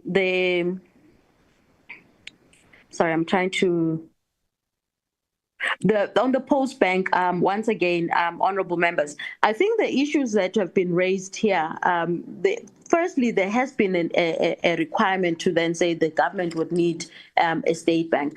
The issues with regards to the conflict of regulation, as well as being a referee and a player. The reserve currently right now, actually, the post bank reports dual. It is audited by the AG, and it's also audited by the Reserve Bank. And it's probably one of the few entities that actually meets those compliance issues. And in both instances, as I said, the reporting that we do get is actually positive towards that. There would have been, I think the government could make a decision whether or not there's no need for it. But up until now, as I said, in terms of our working, in terms of our priorities within the state as well, there has been a call to then say there is a need for a particular state bank. And I think the issues that Honorable Bateman has raised with regards to the potential conflict of interest, we do welcome them, because then they're going to help us to become safeguards in order to make sure that when this bank is operational, we put then these safeguards as well as safety measures to avert this particular conflict of interest. But honorable members, similarly, if you then go and you look at, there are studies that show you that there are citizens, more than 35% of the South African citizens who remain unbanked. The question is who then?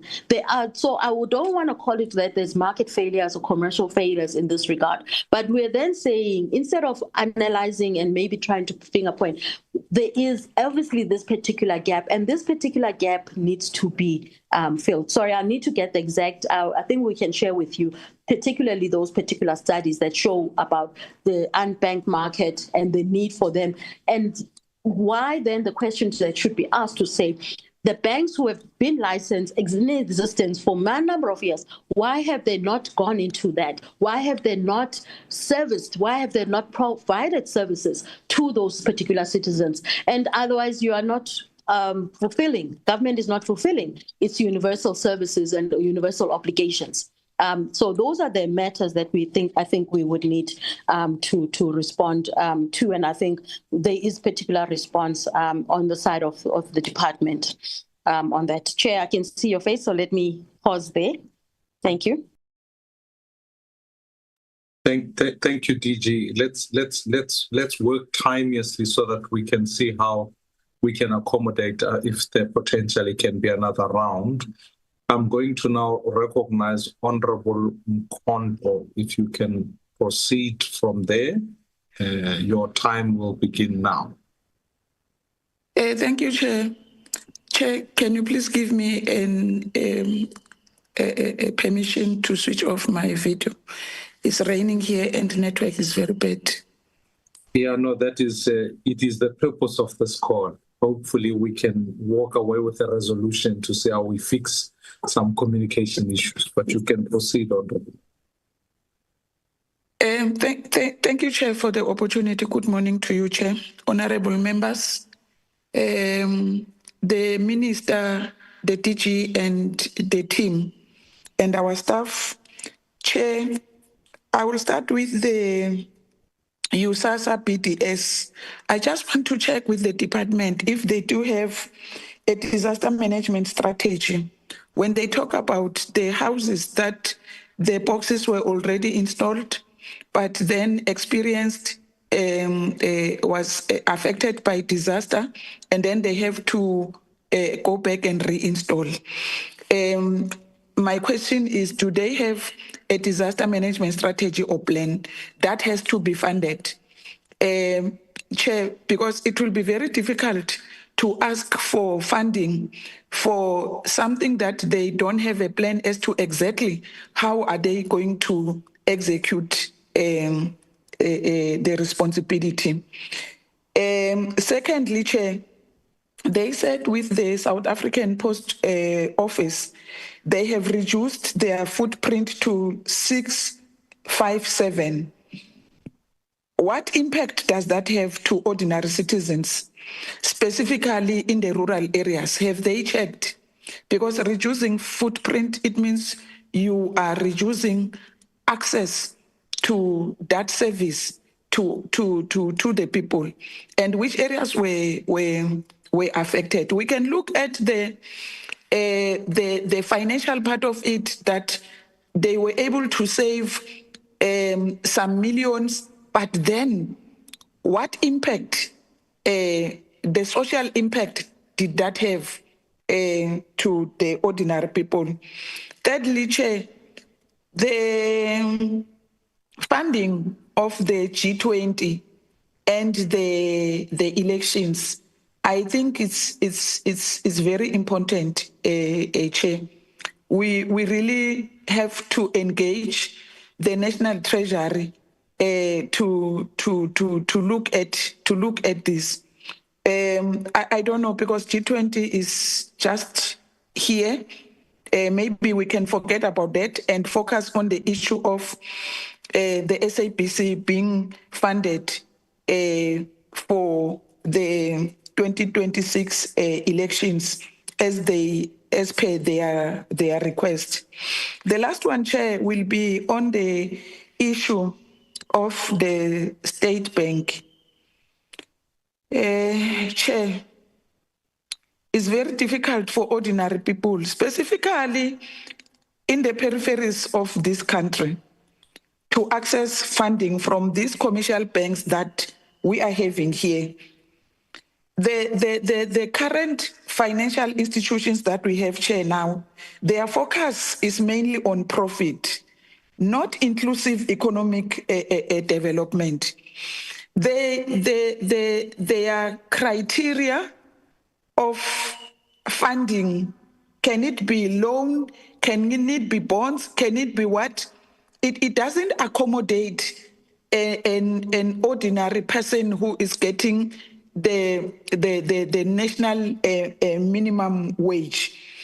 And their high service rate, you will find a person's salary just being consumed by the services in the bank. And the unreasonably high repayments on the bonds and other loans that people are doing. That is why, Chair, we are having a high rate of repossessions in this country. Houses are being repossessed, vehicles are being repossessed, everything, furniture is being repossessed, because people cannot afford this high repayments rate. People's assets are being repossessed even after they have paid more than 50% of the value of that particular asset. So, Chair, we really have to push for, advocate for this state bank to work. It has to work. Ordinary people on the ground needs it desperately. Thank you, Chair. Thank you, Honorable Mkonto. The department can respond. You have Honorable Mkonto has given you 10 minutes to respond. You can respond to the questions. You don't have to feel obligated to, but you can respond. Let me allow the department to respond. Thank you. Okay, thank you, Chair. And I'm also going to invite my colleagues to perhaps come in. Maybe just to correct, Chair, my earlier, at least now we've got approximately 3.9 million South Africans, about 9% of the populations were unbanked. However, though some reports estimate that this number is as high as 11 million, which include obviously the unbanked, the unaffordable, or what perhaps are not considered as then viable candidates in this regard. So I just wanted to correct that. So thank you also to Honorable Mkonto, I think Bateman, as well as Welkin. Chair, I think there were mainly the comments with regards to the need for the post bank, and I'm just trying to see if the post bank is on the platform. They can come in and respond, or the DDG responsible for that. And I also wanted to say that the BRPs, maybe DDG Ngobeni can come in just to further allude, since we've got time, to further allude with regards to on the status of the BRPs in terms of then the application and what has been achieved to date. So I'd like to invite DDG Ngobeni to take the platform. Thank you, DG, and good morning to Honorable Chair and also honorable members. With regard to the issue, I'll start with what Honorable Mkonto asked about the impact of the reduction of the post office footprint.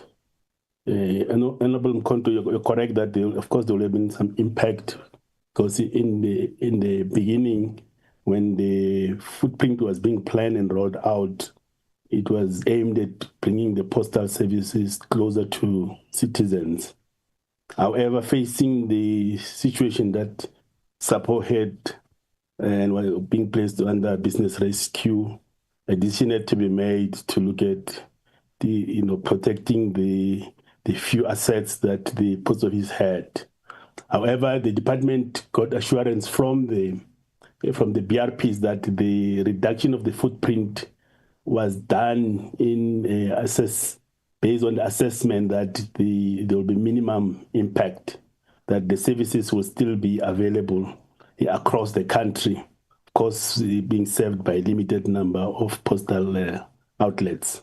So that it does reduce the impact on the beneficiaries, so they don't have to travel longer. But it will be, for some, it will be a bit different depending on when the closest postal office.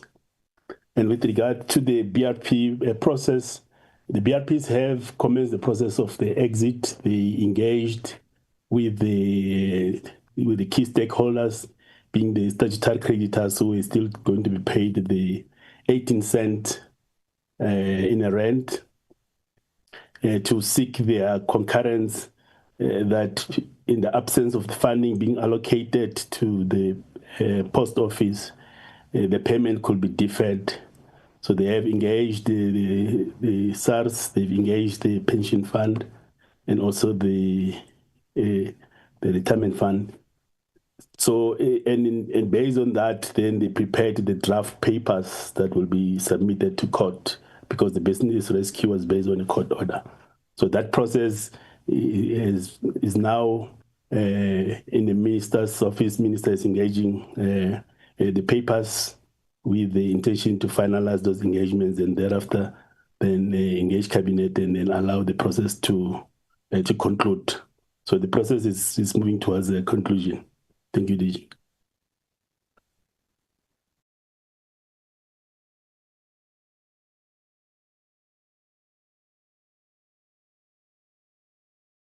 Okay, thank you very much, DDG. Honourable member, Honourable Mkhonto asked the question about the disaster management strategy. So we do have a disaster management strategy as a department. The entities themselves, some of them do not have yet a disaster management strategy. I think USASA is one of those, of which then the funding for the BDM results. So there was no contingency budget that was set aside, Honourable Mkhonto. And as such, then it means that these funds, we need to find a way in terms of replacing. The policy itself, it's because of the policy. The policy states that if you are a qualifying household, you then qualify for a set-top box if you meet the minimum requirements. And so in this regard, then there is an obligation on the side of government to make sure that there is a replacement of those set-top boxes. Hence the request that we've made to National Treasury for them to make available the required set-top boxes in this regard. This gives us an opportunity to perhaps go back, and I appreciate the DDG responding on the BR. With regards to ICASA and the zero-based budget from the regulator, just to indicate that the regulator gets already a minimum allocation on the side of the state, and they are able to generate revenue for the state, all of which needs to come back. In fact, they've got a 30-day period, so they can't even say that they've generated an interest on whatever that they get into their account. They've got 30 days in order for it to surrender back to the National Revenue Fund. We are in engagements also with National Treasury to then say a portion of that, because I think other agencies similar to them are able to retain the funds that they do raise. So we're asking that a portion of that must be retained in order for the regulator to be able to exercise its independent mandate adequately. And then, as I said, over and above that, it is required, Honourable Member, I think Honourable Mkhonto has just once again alluded on the absolute need for us to make sure that the country is connected. So the funding that is being required also on the side of the SA Connect to make sure that we connect those households with real meaningful connectivity is absolutely key. Honourable members, Chair, sorry, I don't know if the time is up and if maybe we have responded on the questions.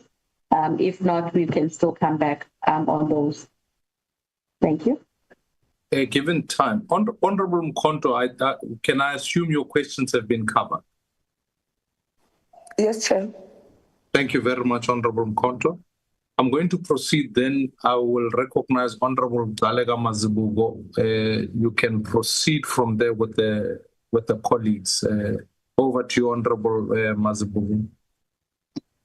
Thank you very much, Chair. Chair, may I also request that I switch off my camera for better bandwidth? I think the team and members can see me. I am in the meeting. It is myself. Thank you, Honourable Dalega Mazibuko. You are recognized. Thank you, Chair. Chair, we thank the presentations with all the challenges that have been alluded to by the DG and the team. And Chair, the department is requesting a funding that totals to over 13 billion.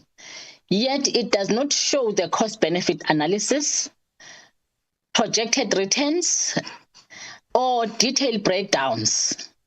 And to me, Chair, this begs the question, why did the department then submit large additional funding requests to this committee without providing full financial modeling and credible turnaround strategies?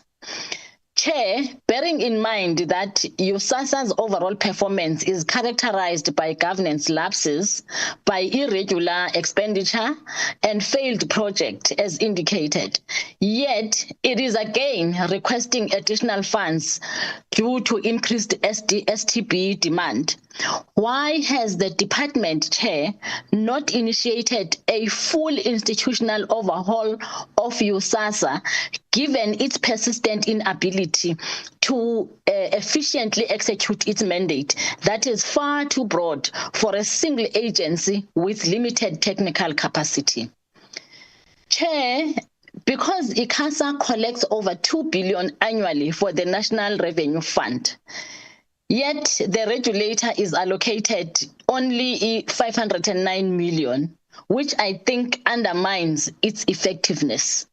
Why has the department then, Chair, failed for years to redesign ICASA's funding model? And is it not irresponsible to request more money without first making sure that you fix the funding contradiction that weakens regulation, that reduces consumer protection, and undermines sector development? Chair, since SA Connect Phase 2 delivered only 12,356 hotspots out of more than 32,000 as indicated, and barely half of government sites are connected, why were unspent funds then, Chair, surrendered back to the National Treasury when millions of South African households remain offline? And for me, I think this is a management issue, Chair. And I would like to know from the department who has been held accountable for this mismanagement. My other question, Chair, is the DTC-DT sites cost-saving measures like reduced travel, I think the presenter spoke of this intervention of reduced travel and extending asset lifespan. Given the department's 13 billion additional funding requests, how can, Chair, then this committee take these said savings seriously when they are insignificant and do not address the magnitude of the financial crisis faced by the department and its entities?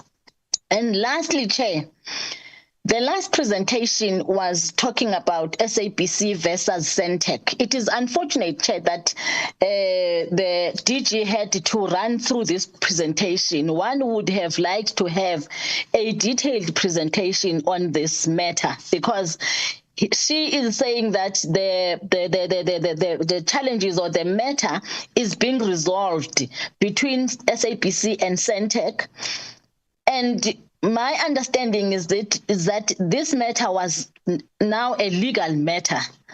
So does it mean that the legal process, summons and everything has then been resolved between the two?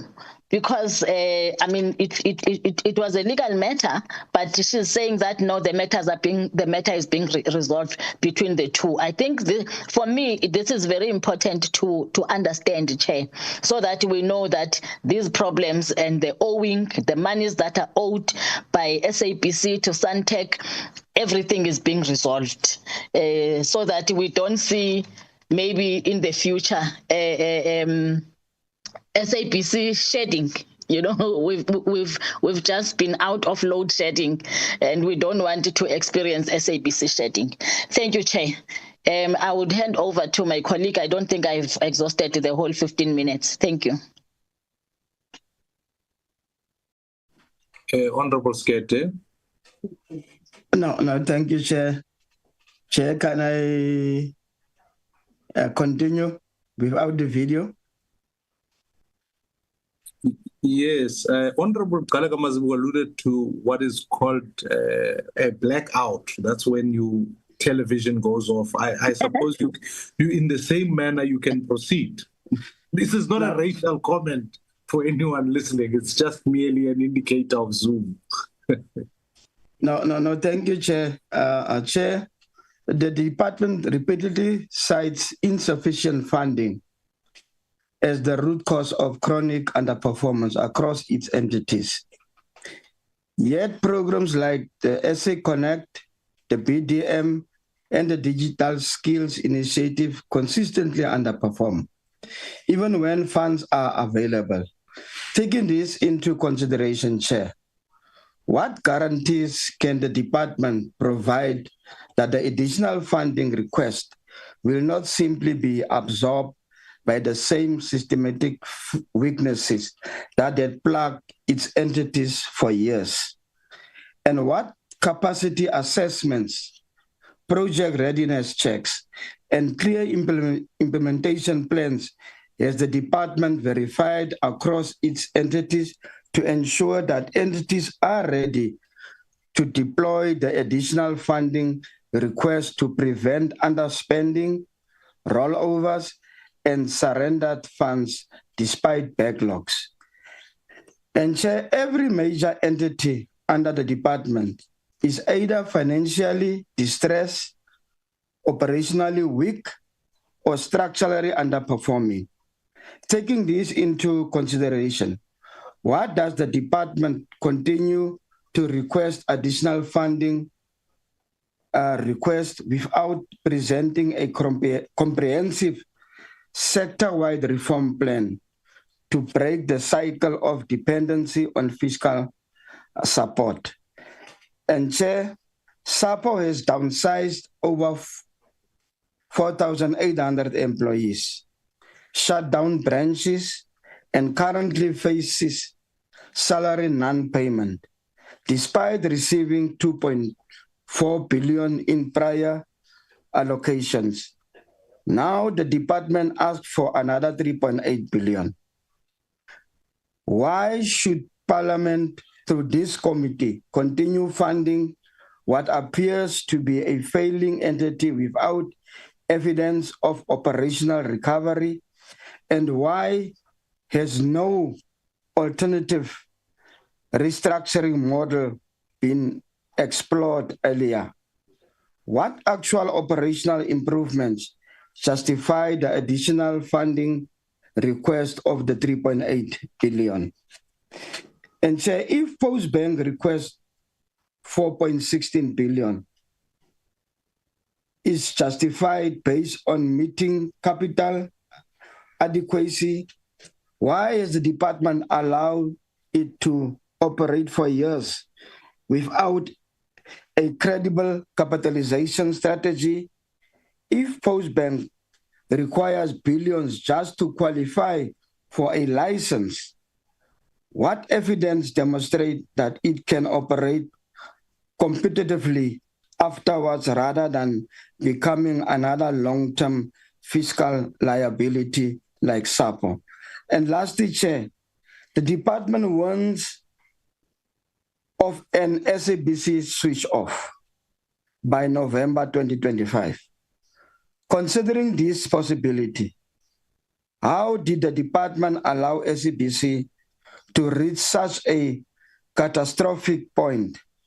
And why should this committee be convinced that yet another additional funding request will resolve a pattern of structural, institutional governance and operational failures that persist in the SABC regardless of insufficient funding?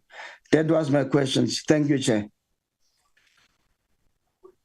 Thank you, Honourable Member. Let me allow the departments. You can have 8 minutes to respond to the respective questions that have been put forward. And I also recognize Honourable Mwali. I know I didn't recognize you before. You will be next after this. The department, you can proceed. Thank you very much, Chair. Let me invite the CFO quickly just to, again, I think the issue with regards to the rollover or why the money was not spent under the SA Connect, just to further allude on that particular matter.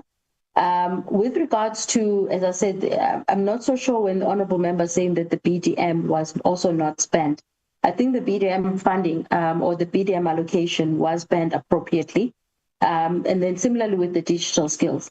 The bigger issue, I think, with regards to the digital skills, Honourable Members, is the fact that it's not adequate. So it's not that there was money and we did not utilize. It's that the money that we have as a department and even the allocation that is being put to NEMISA is definitely not adequate to be able to cater for then the skills gap that we have in the country and the need for us, as I said, to ensure that the rural communities are not left out. You know that there are a number of, what we try to do as a department is that we are also trying to be a gap between the intake, as you would know, in the higher education institutions. It always is a problem.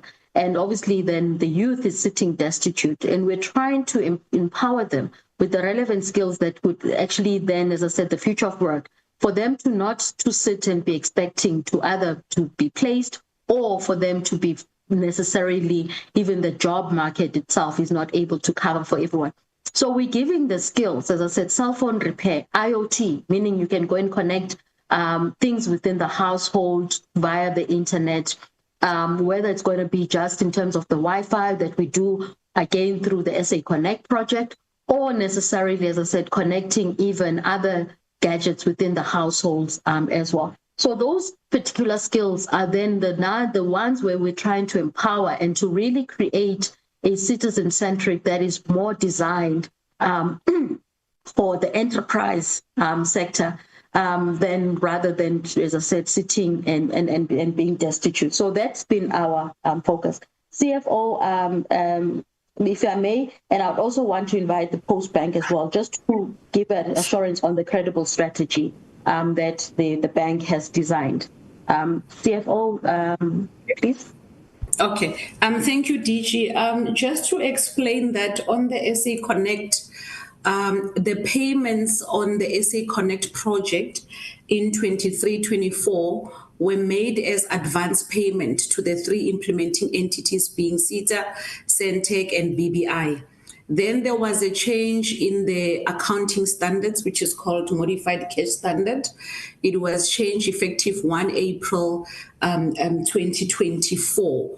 And that change meant that even if we paid advances to the three entities, they had to spend the money and reconcile back the expenditure with the department so that we can then record the invoices that they would have paid to their different suppliers as expenditure on our system. So that change meant that the entities had to pay their suppliers, reconcile back with the department. And it is a bit challenging with the model of SA Connect, because as the DG was saying, that most entities order their stock from overseas. There's a 6 to 8 weeks lead time. So therefore that change in the accounting standard, although it is understandable coming from the Office of the Accounting General that prepayments are not a safe option to make payments, but for the project, it had a detrimental effect.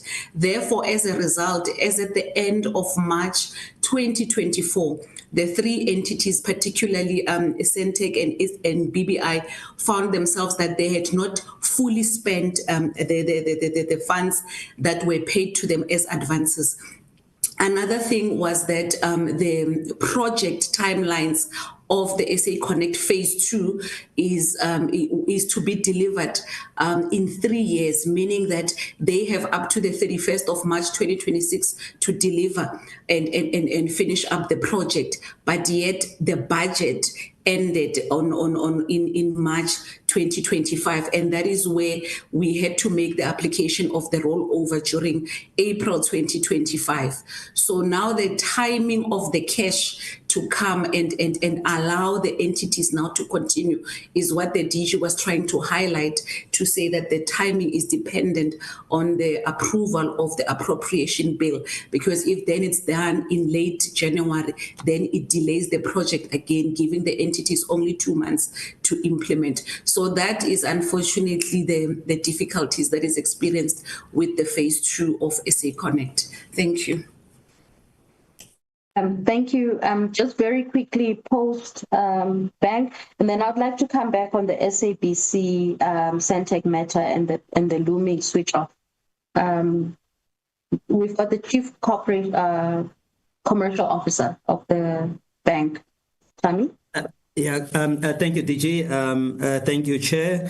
I think just to respond to the question of capitalization and the equity injection, to the Post Bank.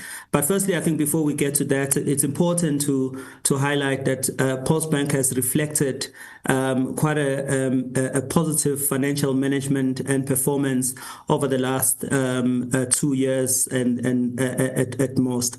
And the reason for why we say that is, firstly, the audit outcome of the Post Bank has really been improving over these years. The leadership that's been placed into the Post Bank has over 120 years of experience combined. The profitability of the bank continues to be positive. We made a profit in the last financial year. We are projecting to also make a profit this current year. The question then can be asked, why do we need to be capitalized? I think members can reflect on why we got ourselves into a position where we are from a capital adequacy ratio point of view. It all comes down to the write-off, of course, of the debt, against the post office, where we could only get 12 cents to the rand, and all the funding that we are asking for as a capitalization piece is in part largely to cover that particular gap that was opened up. It is important in order for us to be able to fulfill the ambition of being a Section 16 approved bank, so that we become a commercial bank, continuing to be state owned, and therefore for the capital adequacy, it has to be an equity injection. Government is 100% owner of Post Bank, and so therefore that equity injection has to come from government specifically. And really that is the most important aspect, I think, for us as to why we actually do need, the capitalization on Post Bank, and it has to be equity. It cannot be debt, purely because it is a prerequisite for being considered for that Section 16 license application from the Reserve Bank. DG and Chair, I'll pause here and see if there's any further questions. Thanks.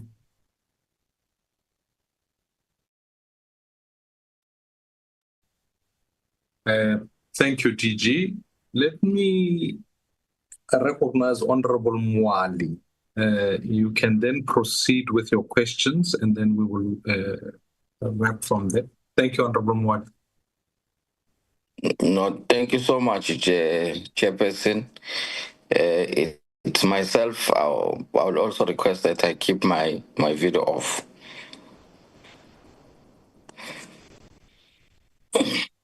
Thank you, Chair. I would ask just a few questions to avoid the repetition, because I have been largely covered by our colleagues. And also, we had an opportunity to ask direct questions from the institutions, from the institutions of this department. But Chair, I heard the DG highlighting that they are implementing consequence management on cases where there was fruitless and wasteful expenditure. But we must also highlight the fact that the department was at some point flagged by AG with unauthorized, irregular and fruitless expenditure of over 1 billion, Chair. And also in 2023-2024, they also reported some amounts of irregular and fruitless and wasteful expenditure.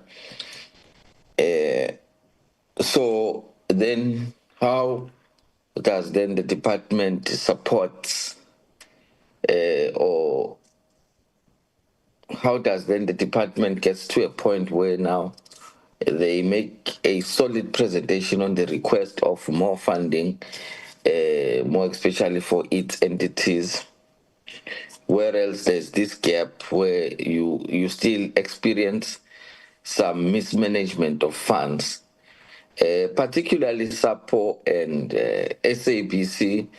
It was hugely highlighted, or largely highlighted, by AG on the issue of irregular expenditure and fruitless. So then, Chair, one on the other end, you are requesting more funding, but on the other end, you are mismanaging. So then if they can just take this committee into confidence as to what is it that they've implemented, that they've done, on that they will do to ensure that they are managing the funds correctly, because if you are looking at so much money that is being requested by this department to support the communications, really, if you are still going to be sitting with your FWE, then we are sitting with a problem. And number two, Chair, from the presentation, I picked up that there's going to be a preparations for local government elections coverage, and the maintenance of the equipment that was used in 2010 has not been the equipment that was used in 2010 for coverage has not been maintained. And now that there's going to be local government elections coming in, we need more equipment so that there's more coverage, or more similar equipment that we had that we did not maintain in the past 15 years. And now I want to know as to, does it then make sense that we are going to be acquiring new equipment so that we can cover all corners of this country with regards to the issue of elections, whereas we do have some of the equipment that was used for a similar purpose, but that was not maintained.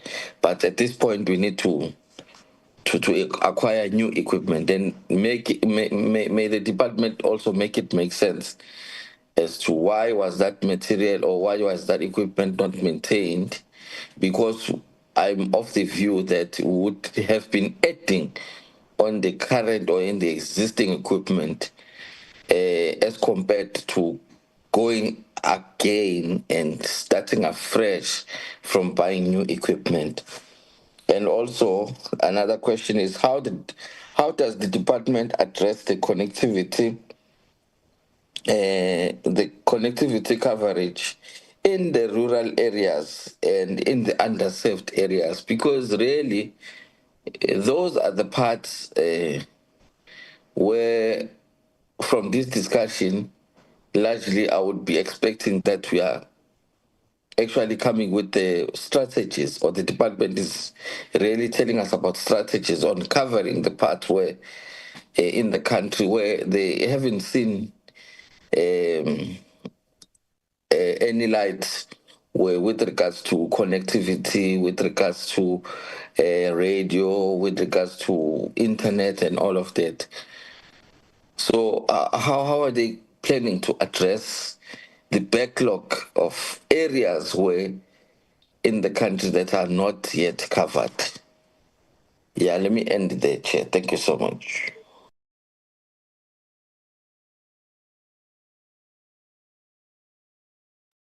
Hi, Honorable Member. You can, the department can respond. You will have exactly now 9 minutes to respond. Thank you.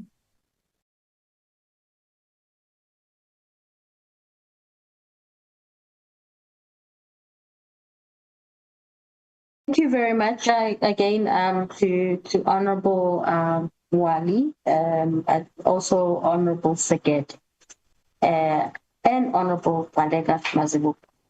Chair, perhaps again I'm going to invite the CFO on the consequence management and fruitless expenditure.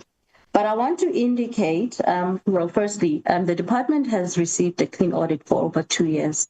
And I think the AG also acknowledges the fact that we have made major strides in as far as making sure compliance, and then also addressing the issues with regards to the fruitless expenditure and the issues of irregular.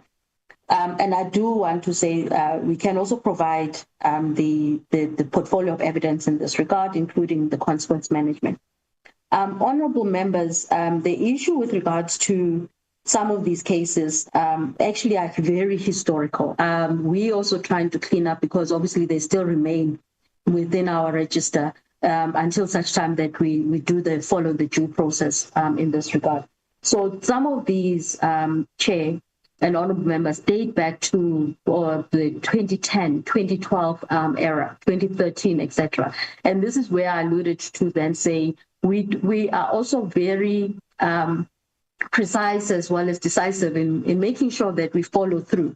And we follow and we trace if these officials are still within the ambit of the state, and we do make sure that there's consequence management even after you've left the department. May I just invite the CFO quickly just to weigh in, and I'll come back on the issues with regards to the on the connectivity challenges and also responding to the SABC Centec matter. Thank you.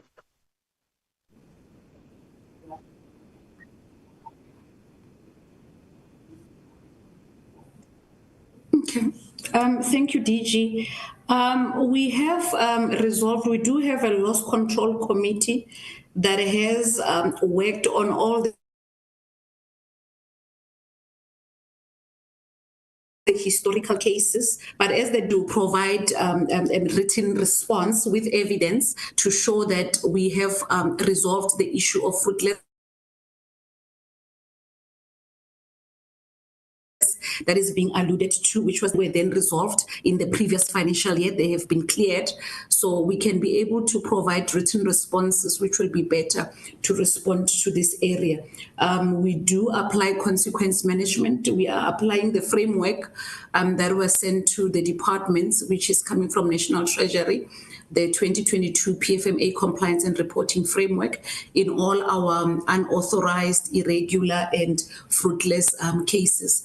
I had an honorable member relating to unauthorized amount. We only have 4.7 million that is awaiting the signed finance bill on unauthorized. So it has already gone through SCOPA processes. So we are just waiting that bill to be passed on that particular unauthorized transaction. Thank you.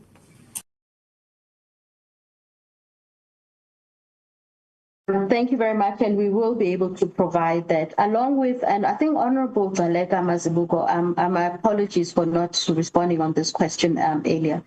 We've done a cost-benefit analysis in the synopsis within the presentation, because what we do is that we provided updates on how the funds, especially state funds, have been utilized, whether it's going to be in the case of the BDM project, the status where we're at, the SA Connect project, and as well as SAPO, etc.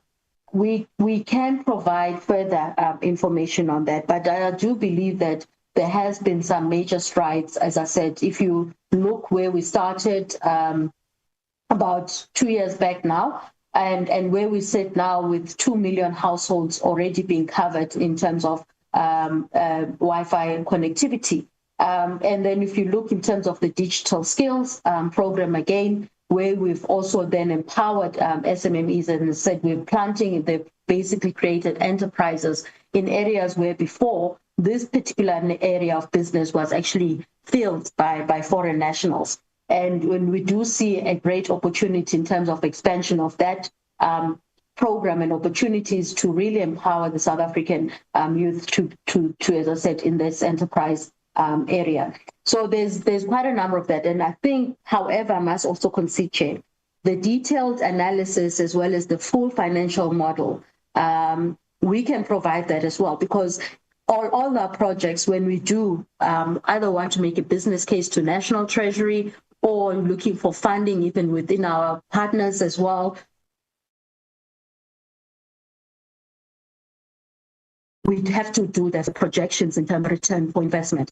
So we do have those as well, Chair. We will compile those and submit to your office after. Then on the SABC matter, and I think even Honorable Mkhonto raised this, as I said, our biggest pressure is the fact that we need funding for the SABC. The infrastructure, as I said, is just not adequate. We're sitting with a scenario, honorable members, where it's very difficult to even cover the length and the breadth of our country. But what then has now led even into a more precarious situation is the fact that the SABC also has this huge debt in terms of Centec. And now Centec has taken this legal matter to then take them up in as far as then to recover the cost. Yes, it has been indicated that there will be a switch off. In fact, if I may just give a background on this particular matter, it was when the parties were in negotiations earlier on in the year, first there was a concession to then say maybe these low sites they could switch off because of the unaffordability.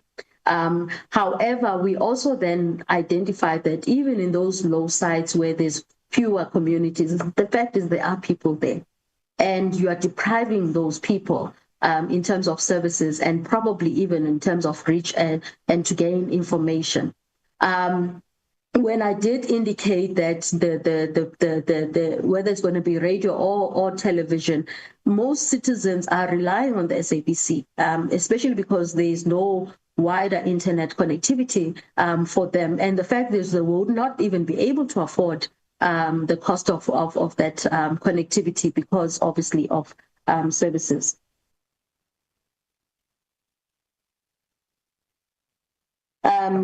Okay, I'm told that there's connectivity issues, and then so on this SABC, as I said in the other presentation, the minister has made an intervention. We've met with the SABC board on numerous occasions. The minister then established a joint task team for us to try and resolve these particular matters. The SABC made, I think, and I've also made a similar presentation to both SCOA and also other committees in Parliament. They highlighted what is then from their side is then the reasonable approach. Amongst those was then looking at a government guarantee. We've sat with National Treasury on them and we've given them the application form, and we've said they need to submit the adequate financials in this regard. Over and above that, the department tried to identify money which then we could also assist with regards to the signal distribution. The concession was that the SABC would also then increase on their side. That particular application, we're also engaging National Treasury in that regard. They have not yet responded back to us.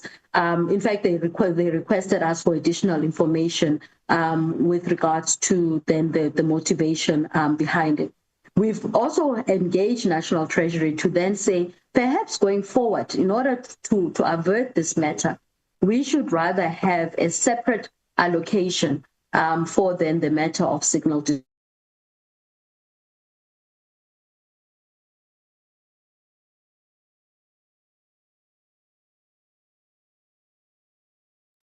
Let me check with members. Have we lost the DG or are we still... Honorable Bateman, can you hear me? We can hear yes, I can hear you, Chair, but I did lose the DG. We can hear you, Chair. You are audible, Chair. We just lost the DG. We have lost the communications department, Chair. DG, I don't know if you can hear us, but that you are lost to the team. Yeah. It would seem the DG is lost. So I think what... Isixhosa sithi xa kunje kumthomanzi kowomileyo kuba njani. Hey, ngiyabona nam mama. Hey, I mean, over if we had this should be at least one thing we could get right is secure internet for the Department of Communications. Minister Malati, I see you are still on the call. I'm going to request that at least we prioritize that.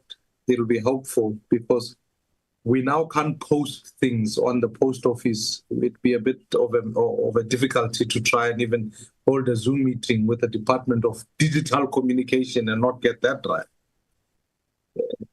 Chair and honorable members, I mean, it is frustrating, Chair, and it shouldn't be happening, and this is happening all from the base of our headquarters. But the point is well made, and if you allow, Chair, while the DG is trying to sort out her own connection, is that just given the common themes across the questions from the members, I thought it would just be appropriate to just respond broadly in clarifying the nature of these requests and how they were intabled, because there can be a misperception that some of them are actually new requests when they aren't. And I think it was Honorable Wakefield in the first question, when we asked the question around where the commitment for the 3.2 billion was made with regards to the post office, which would have included part of what was included in this. It was the fact that when the business rescue approach was taken by the sixth administration, it was a cabinet decision, and that cabinet decision culminated in approaching the courts for that business rescue. And part of that resolution in there was our understanding that in order to successfully execute the business rescue mission, funding would need to be made. I think that funding in total was up to the tune of over 4 billion. The first tranche, which was the 1.8 billion, was paid out, and then the 3 billion that gets consistently attributed to and cited even by the business rescue practitioners was that this was expected. But we now know, Chair, given the pronouncement in the budget earlier this year and also in the MTDP, that provision has not been made for by the fiscus. The classification of the amounts with regards to the BDM project is imposed specifically because, if members would recall, that South Africa was due to have analog switch off by the end of last year. Subsequent to that, we extended that to March.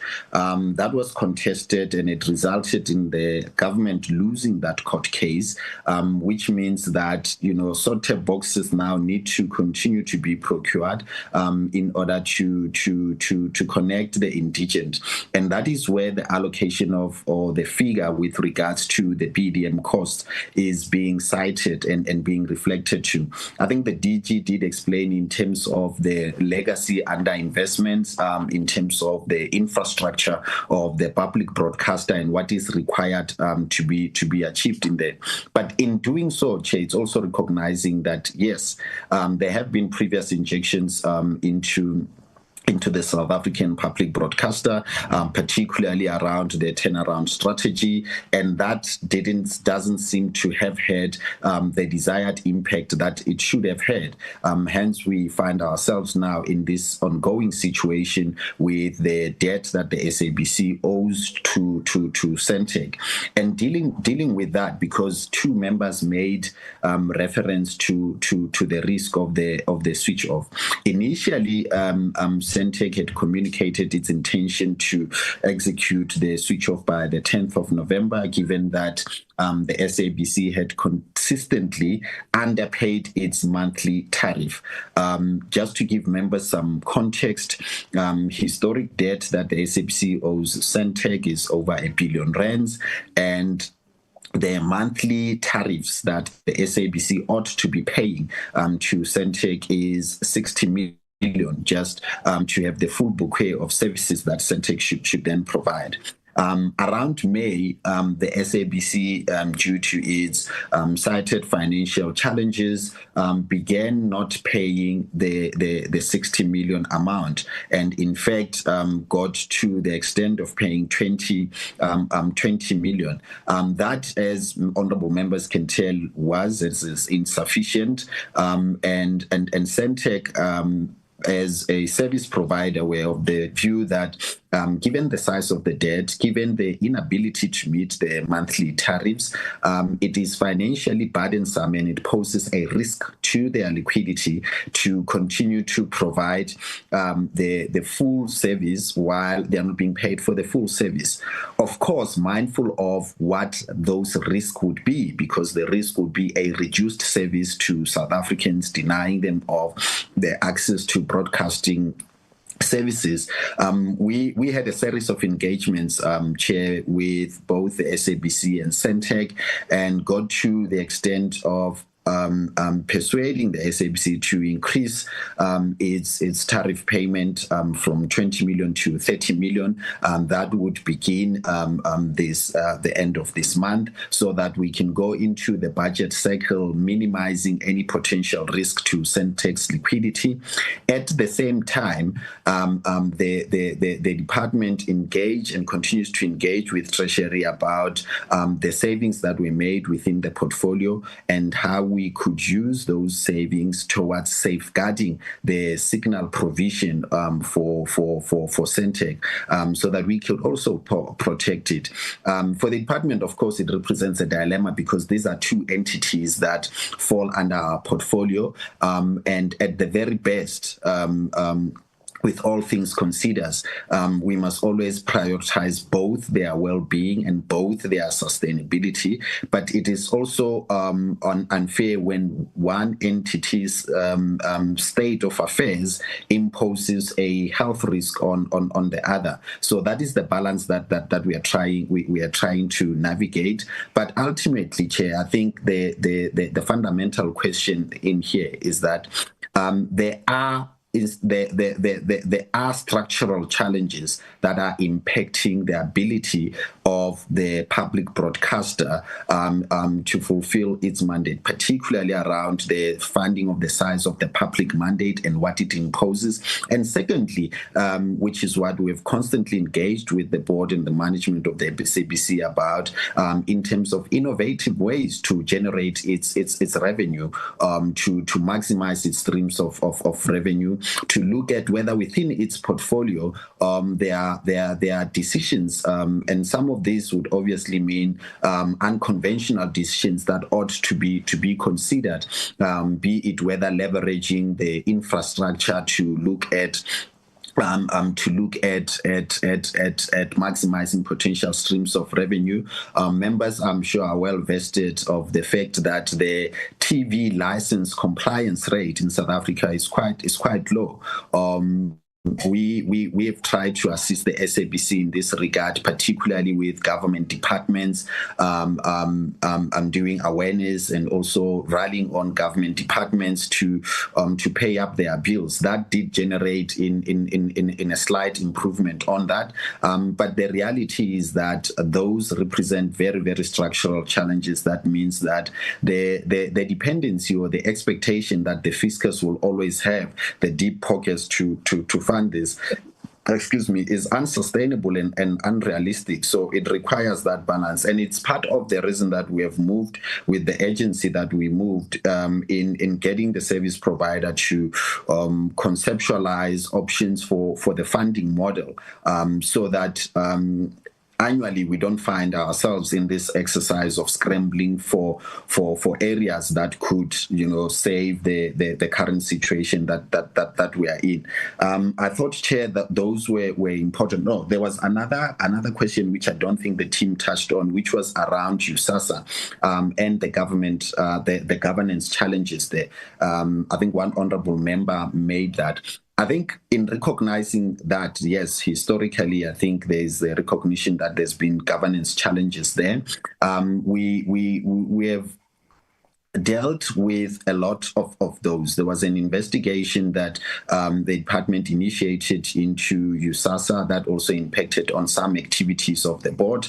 That report has been finalized. Members may know, or given the interaction that they had with the Communications Portfolio Committee, that the previous board, some members' board expired, others resigned.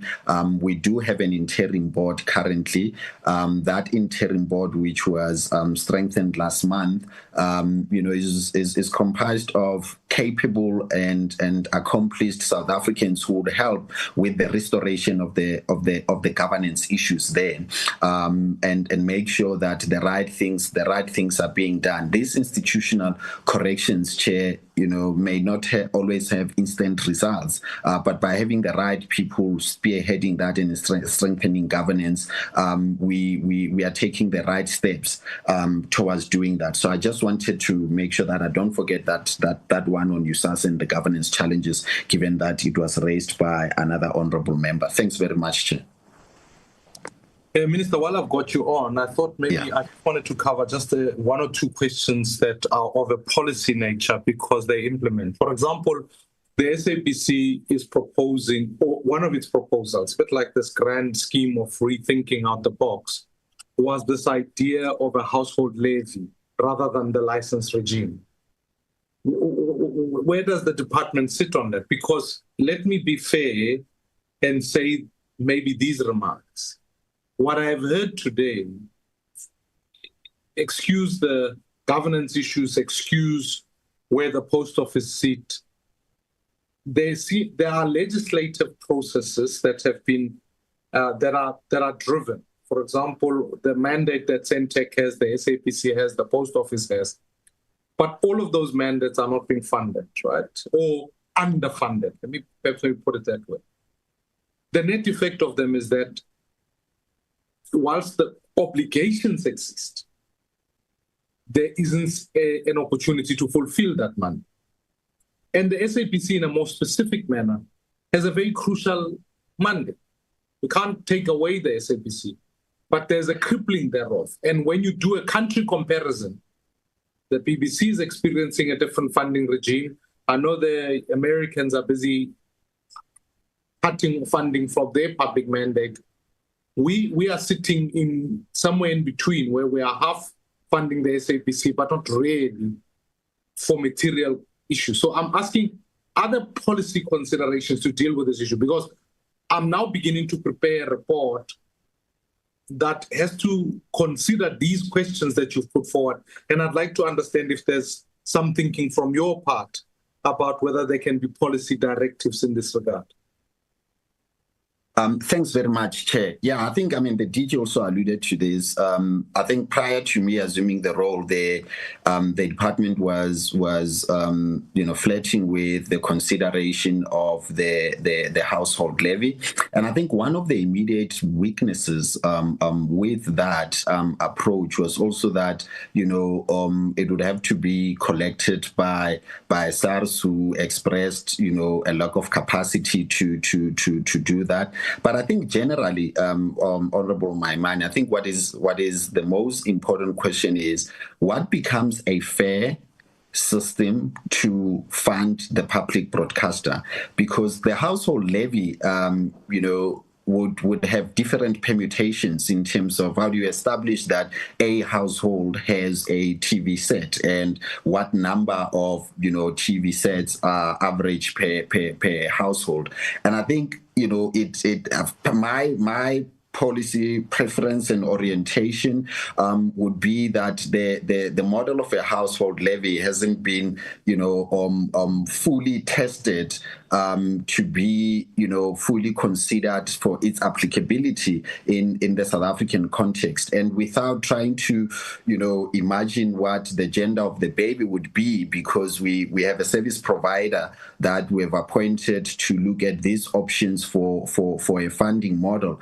I would respond to that question, Honourable Chair, by saying that the service provider that we have appointed to bring us all these different considerations and options has committed to finalizing the report by the 6th of February.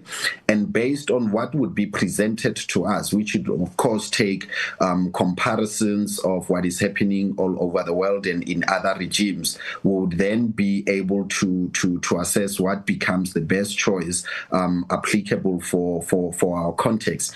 I think what we also face, which is a bigger problem in our society, is compliance with just this checks or license payment, because if we don't improve the collection aspect and the compliance nature, I can't imagine what level of improvement would then take place if it's a different method rather than the current one. So we'll also need to get at fundamentally addressing those shortcomings. And perhaps, Chair, as I always do, is we as public leaders need to play that exemplary role in terms of our own compliance with the TV license regime for as long as it exists. I know a lot of people, and in many quarters, people always express reservations about their compliance due to the quality of content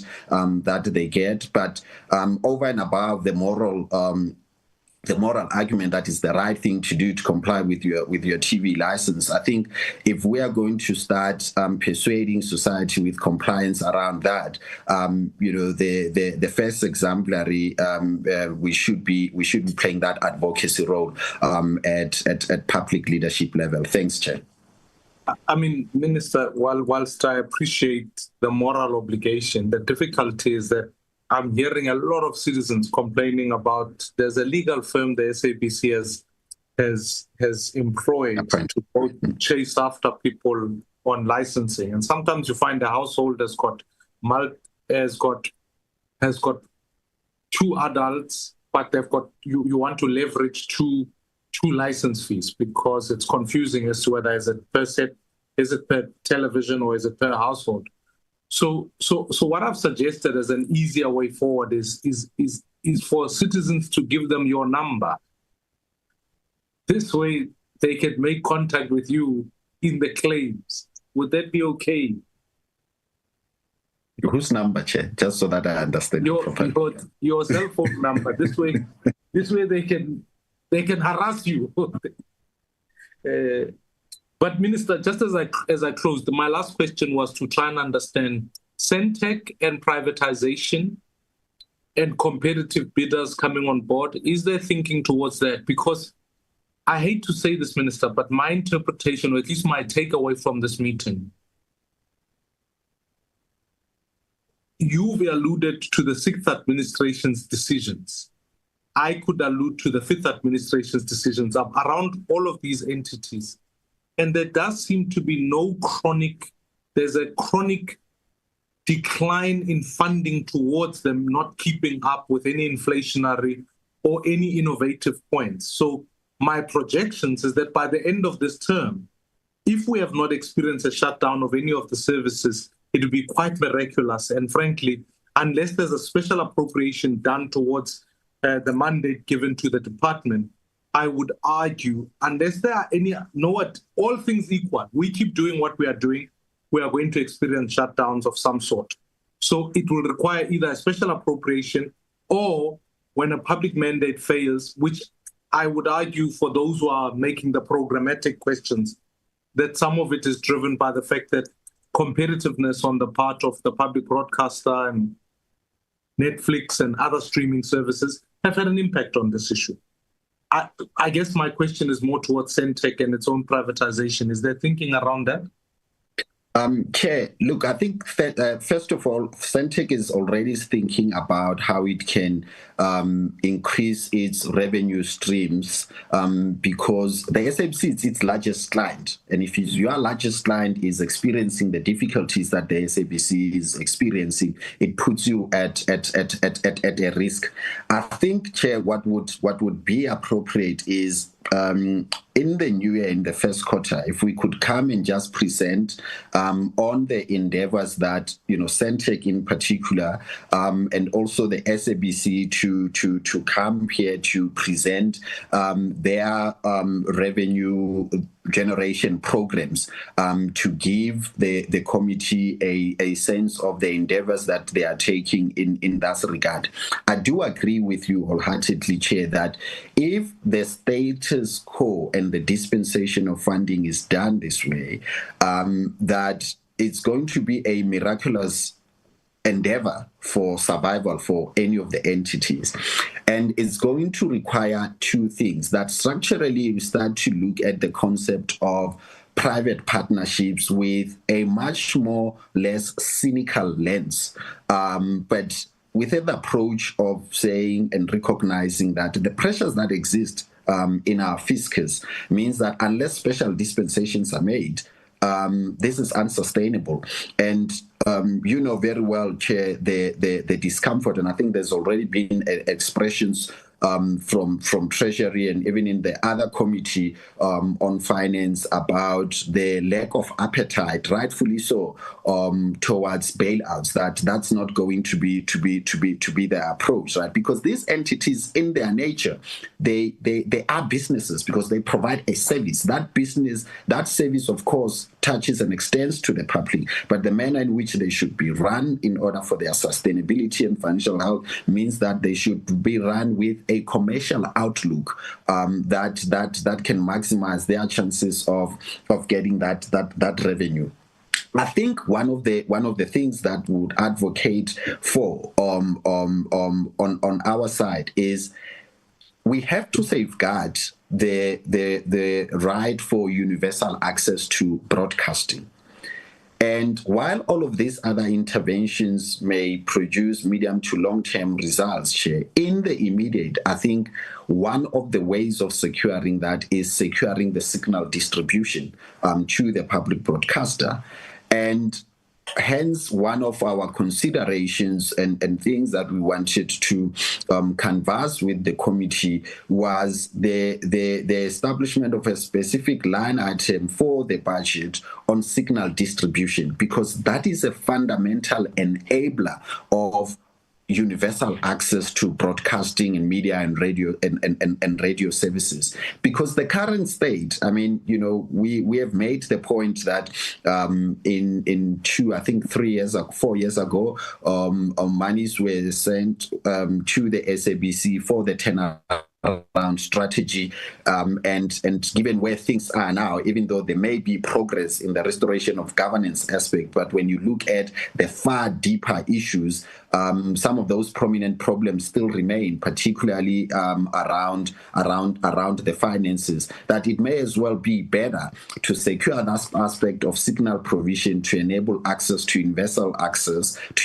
broadcasting by having that specific line item in the appropriations, Chair. Thank you very much.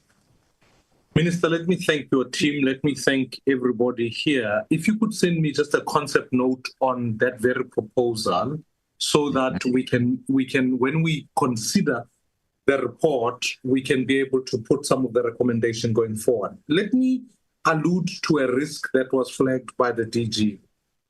You talk about rollovers and the passing of the appropriations bill. There is literal time pressures for the committee and for Parliament to consider these issues. In fact, there are prescribed dates where, in some ways, some of the legislation might be adopted by Parliament early in the new year. So I want to urge that I take note of the risk. DG, if you can perhaps maybe in writing send us a note so that we could indicate to Parliament the nature of the risk that is. The difficulty is that money bills have to go through both houses of Parliament, of which one of them is going through the National Council of Provinces, and that intervenes, that creates a challenge for us that I would hate for you not to be alive to going forward. But let me thank the department, because, as I say to you, the risk is upon us. In that light, Honourable Minister, you've got a hand that is up. We want to, unless you want to take over the meeting. No, apologies, Chair. I am your guest, so I didn't want to interrupt you. You made reference to a concept note. I just wanted to inquire about the deadline so that I know and can manage your expectations and can meet that deadline.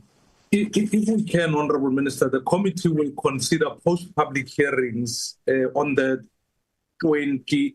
They are scheduled for the 28th of November. That's in 2 weeks from now. So if we could be able to get it as a submission before that, it then can form part of the record going forward. That's a possibility. Thank you. Thank you very much. Thank you to the department. Let me just, by way of closing, just make a few announcements for the committee. Members, we are facing congestion issues towards the end of the year. May I highlight that we are going to have to fit in a number of meetings and a number of sittings that are going up. There are massive adjustments given the timeline, considering legislation, ensuring that the NCOP is in place. So we are working with the parliamentary program to update that. I think you need to be aware of the fact that public hearings on the 2025 MTPPS and the adjustment bill. Some will be scheduled on Monday, the 8th of December. Also, Friday, the 28th of December, we are going to have an afternoon session just to consider the Division of Revenue Amendment Bill, so that the national plenary can consider the matter soon thereafter. So I'm giving you these. We'll write a note to the committee, and in all probability, as it stands now, we may have to reconvene early in the year to take on the next public consultation or the consideration of the adjustment appropriation bill, because the National Council of Provinces is considering this matter on the 19th of December. So just so you know, our timetable has had to be impacted by both houses, but I will send an appropriate note to members of the committee so that you can consider it properly. In the light of all of that, honorable members, let me thank you for your time and wish you well. We will convene next week. We will send the notice of activities before the end of the week, and then we'll take it from there. Thank you. It is now 11:44. The meeting is adjourned. Thank you. Thank you, Chair. Thank you, Chair. Recording stopped. Thank you. Thanks, Chair.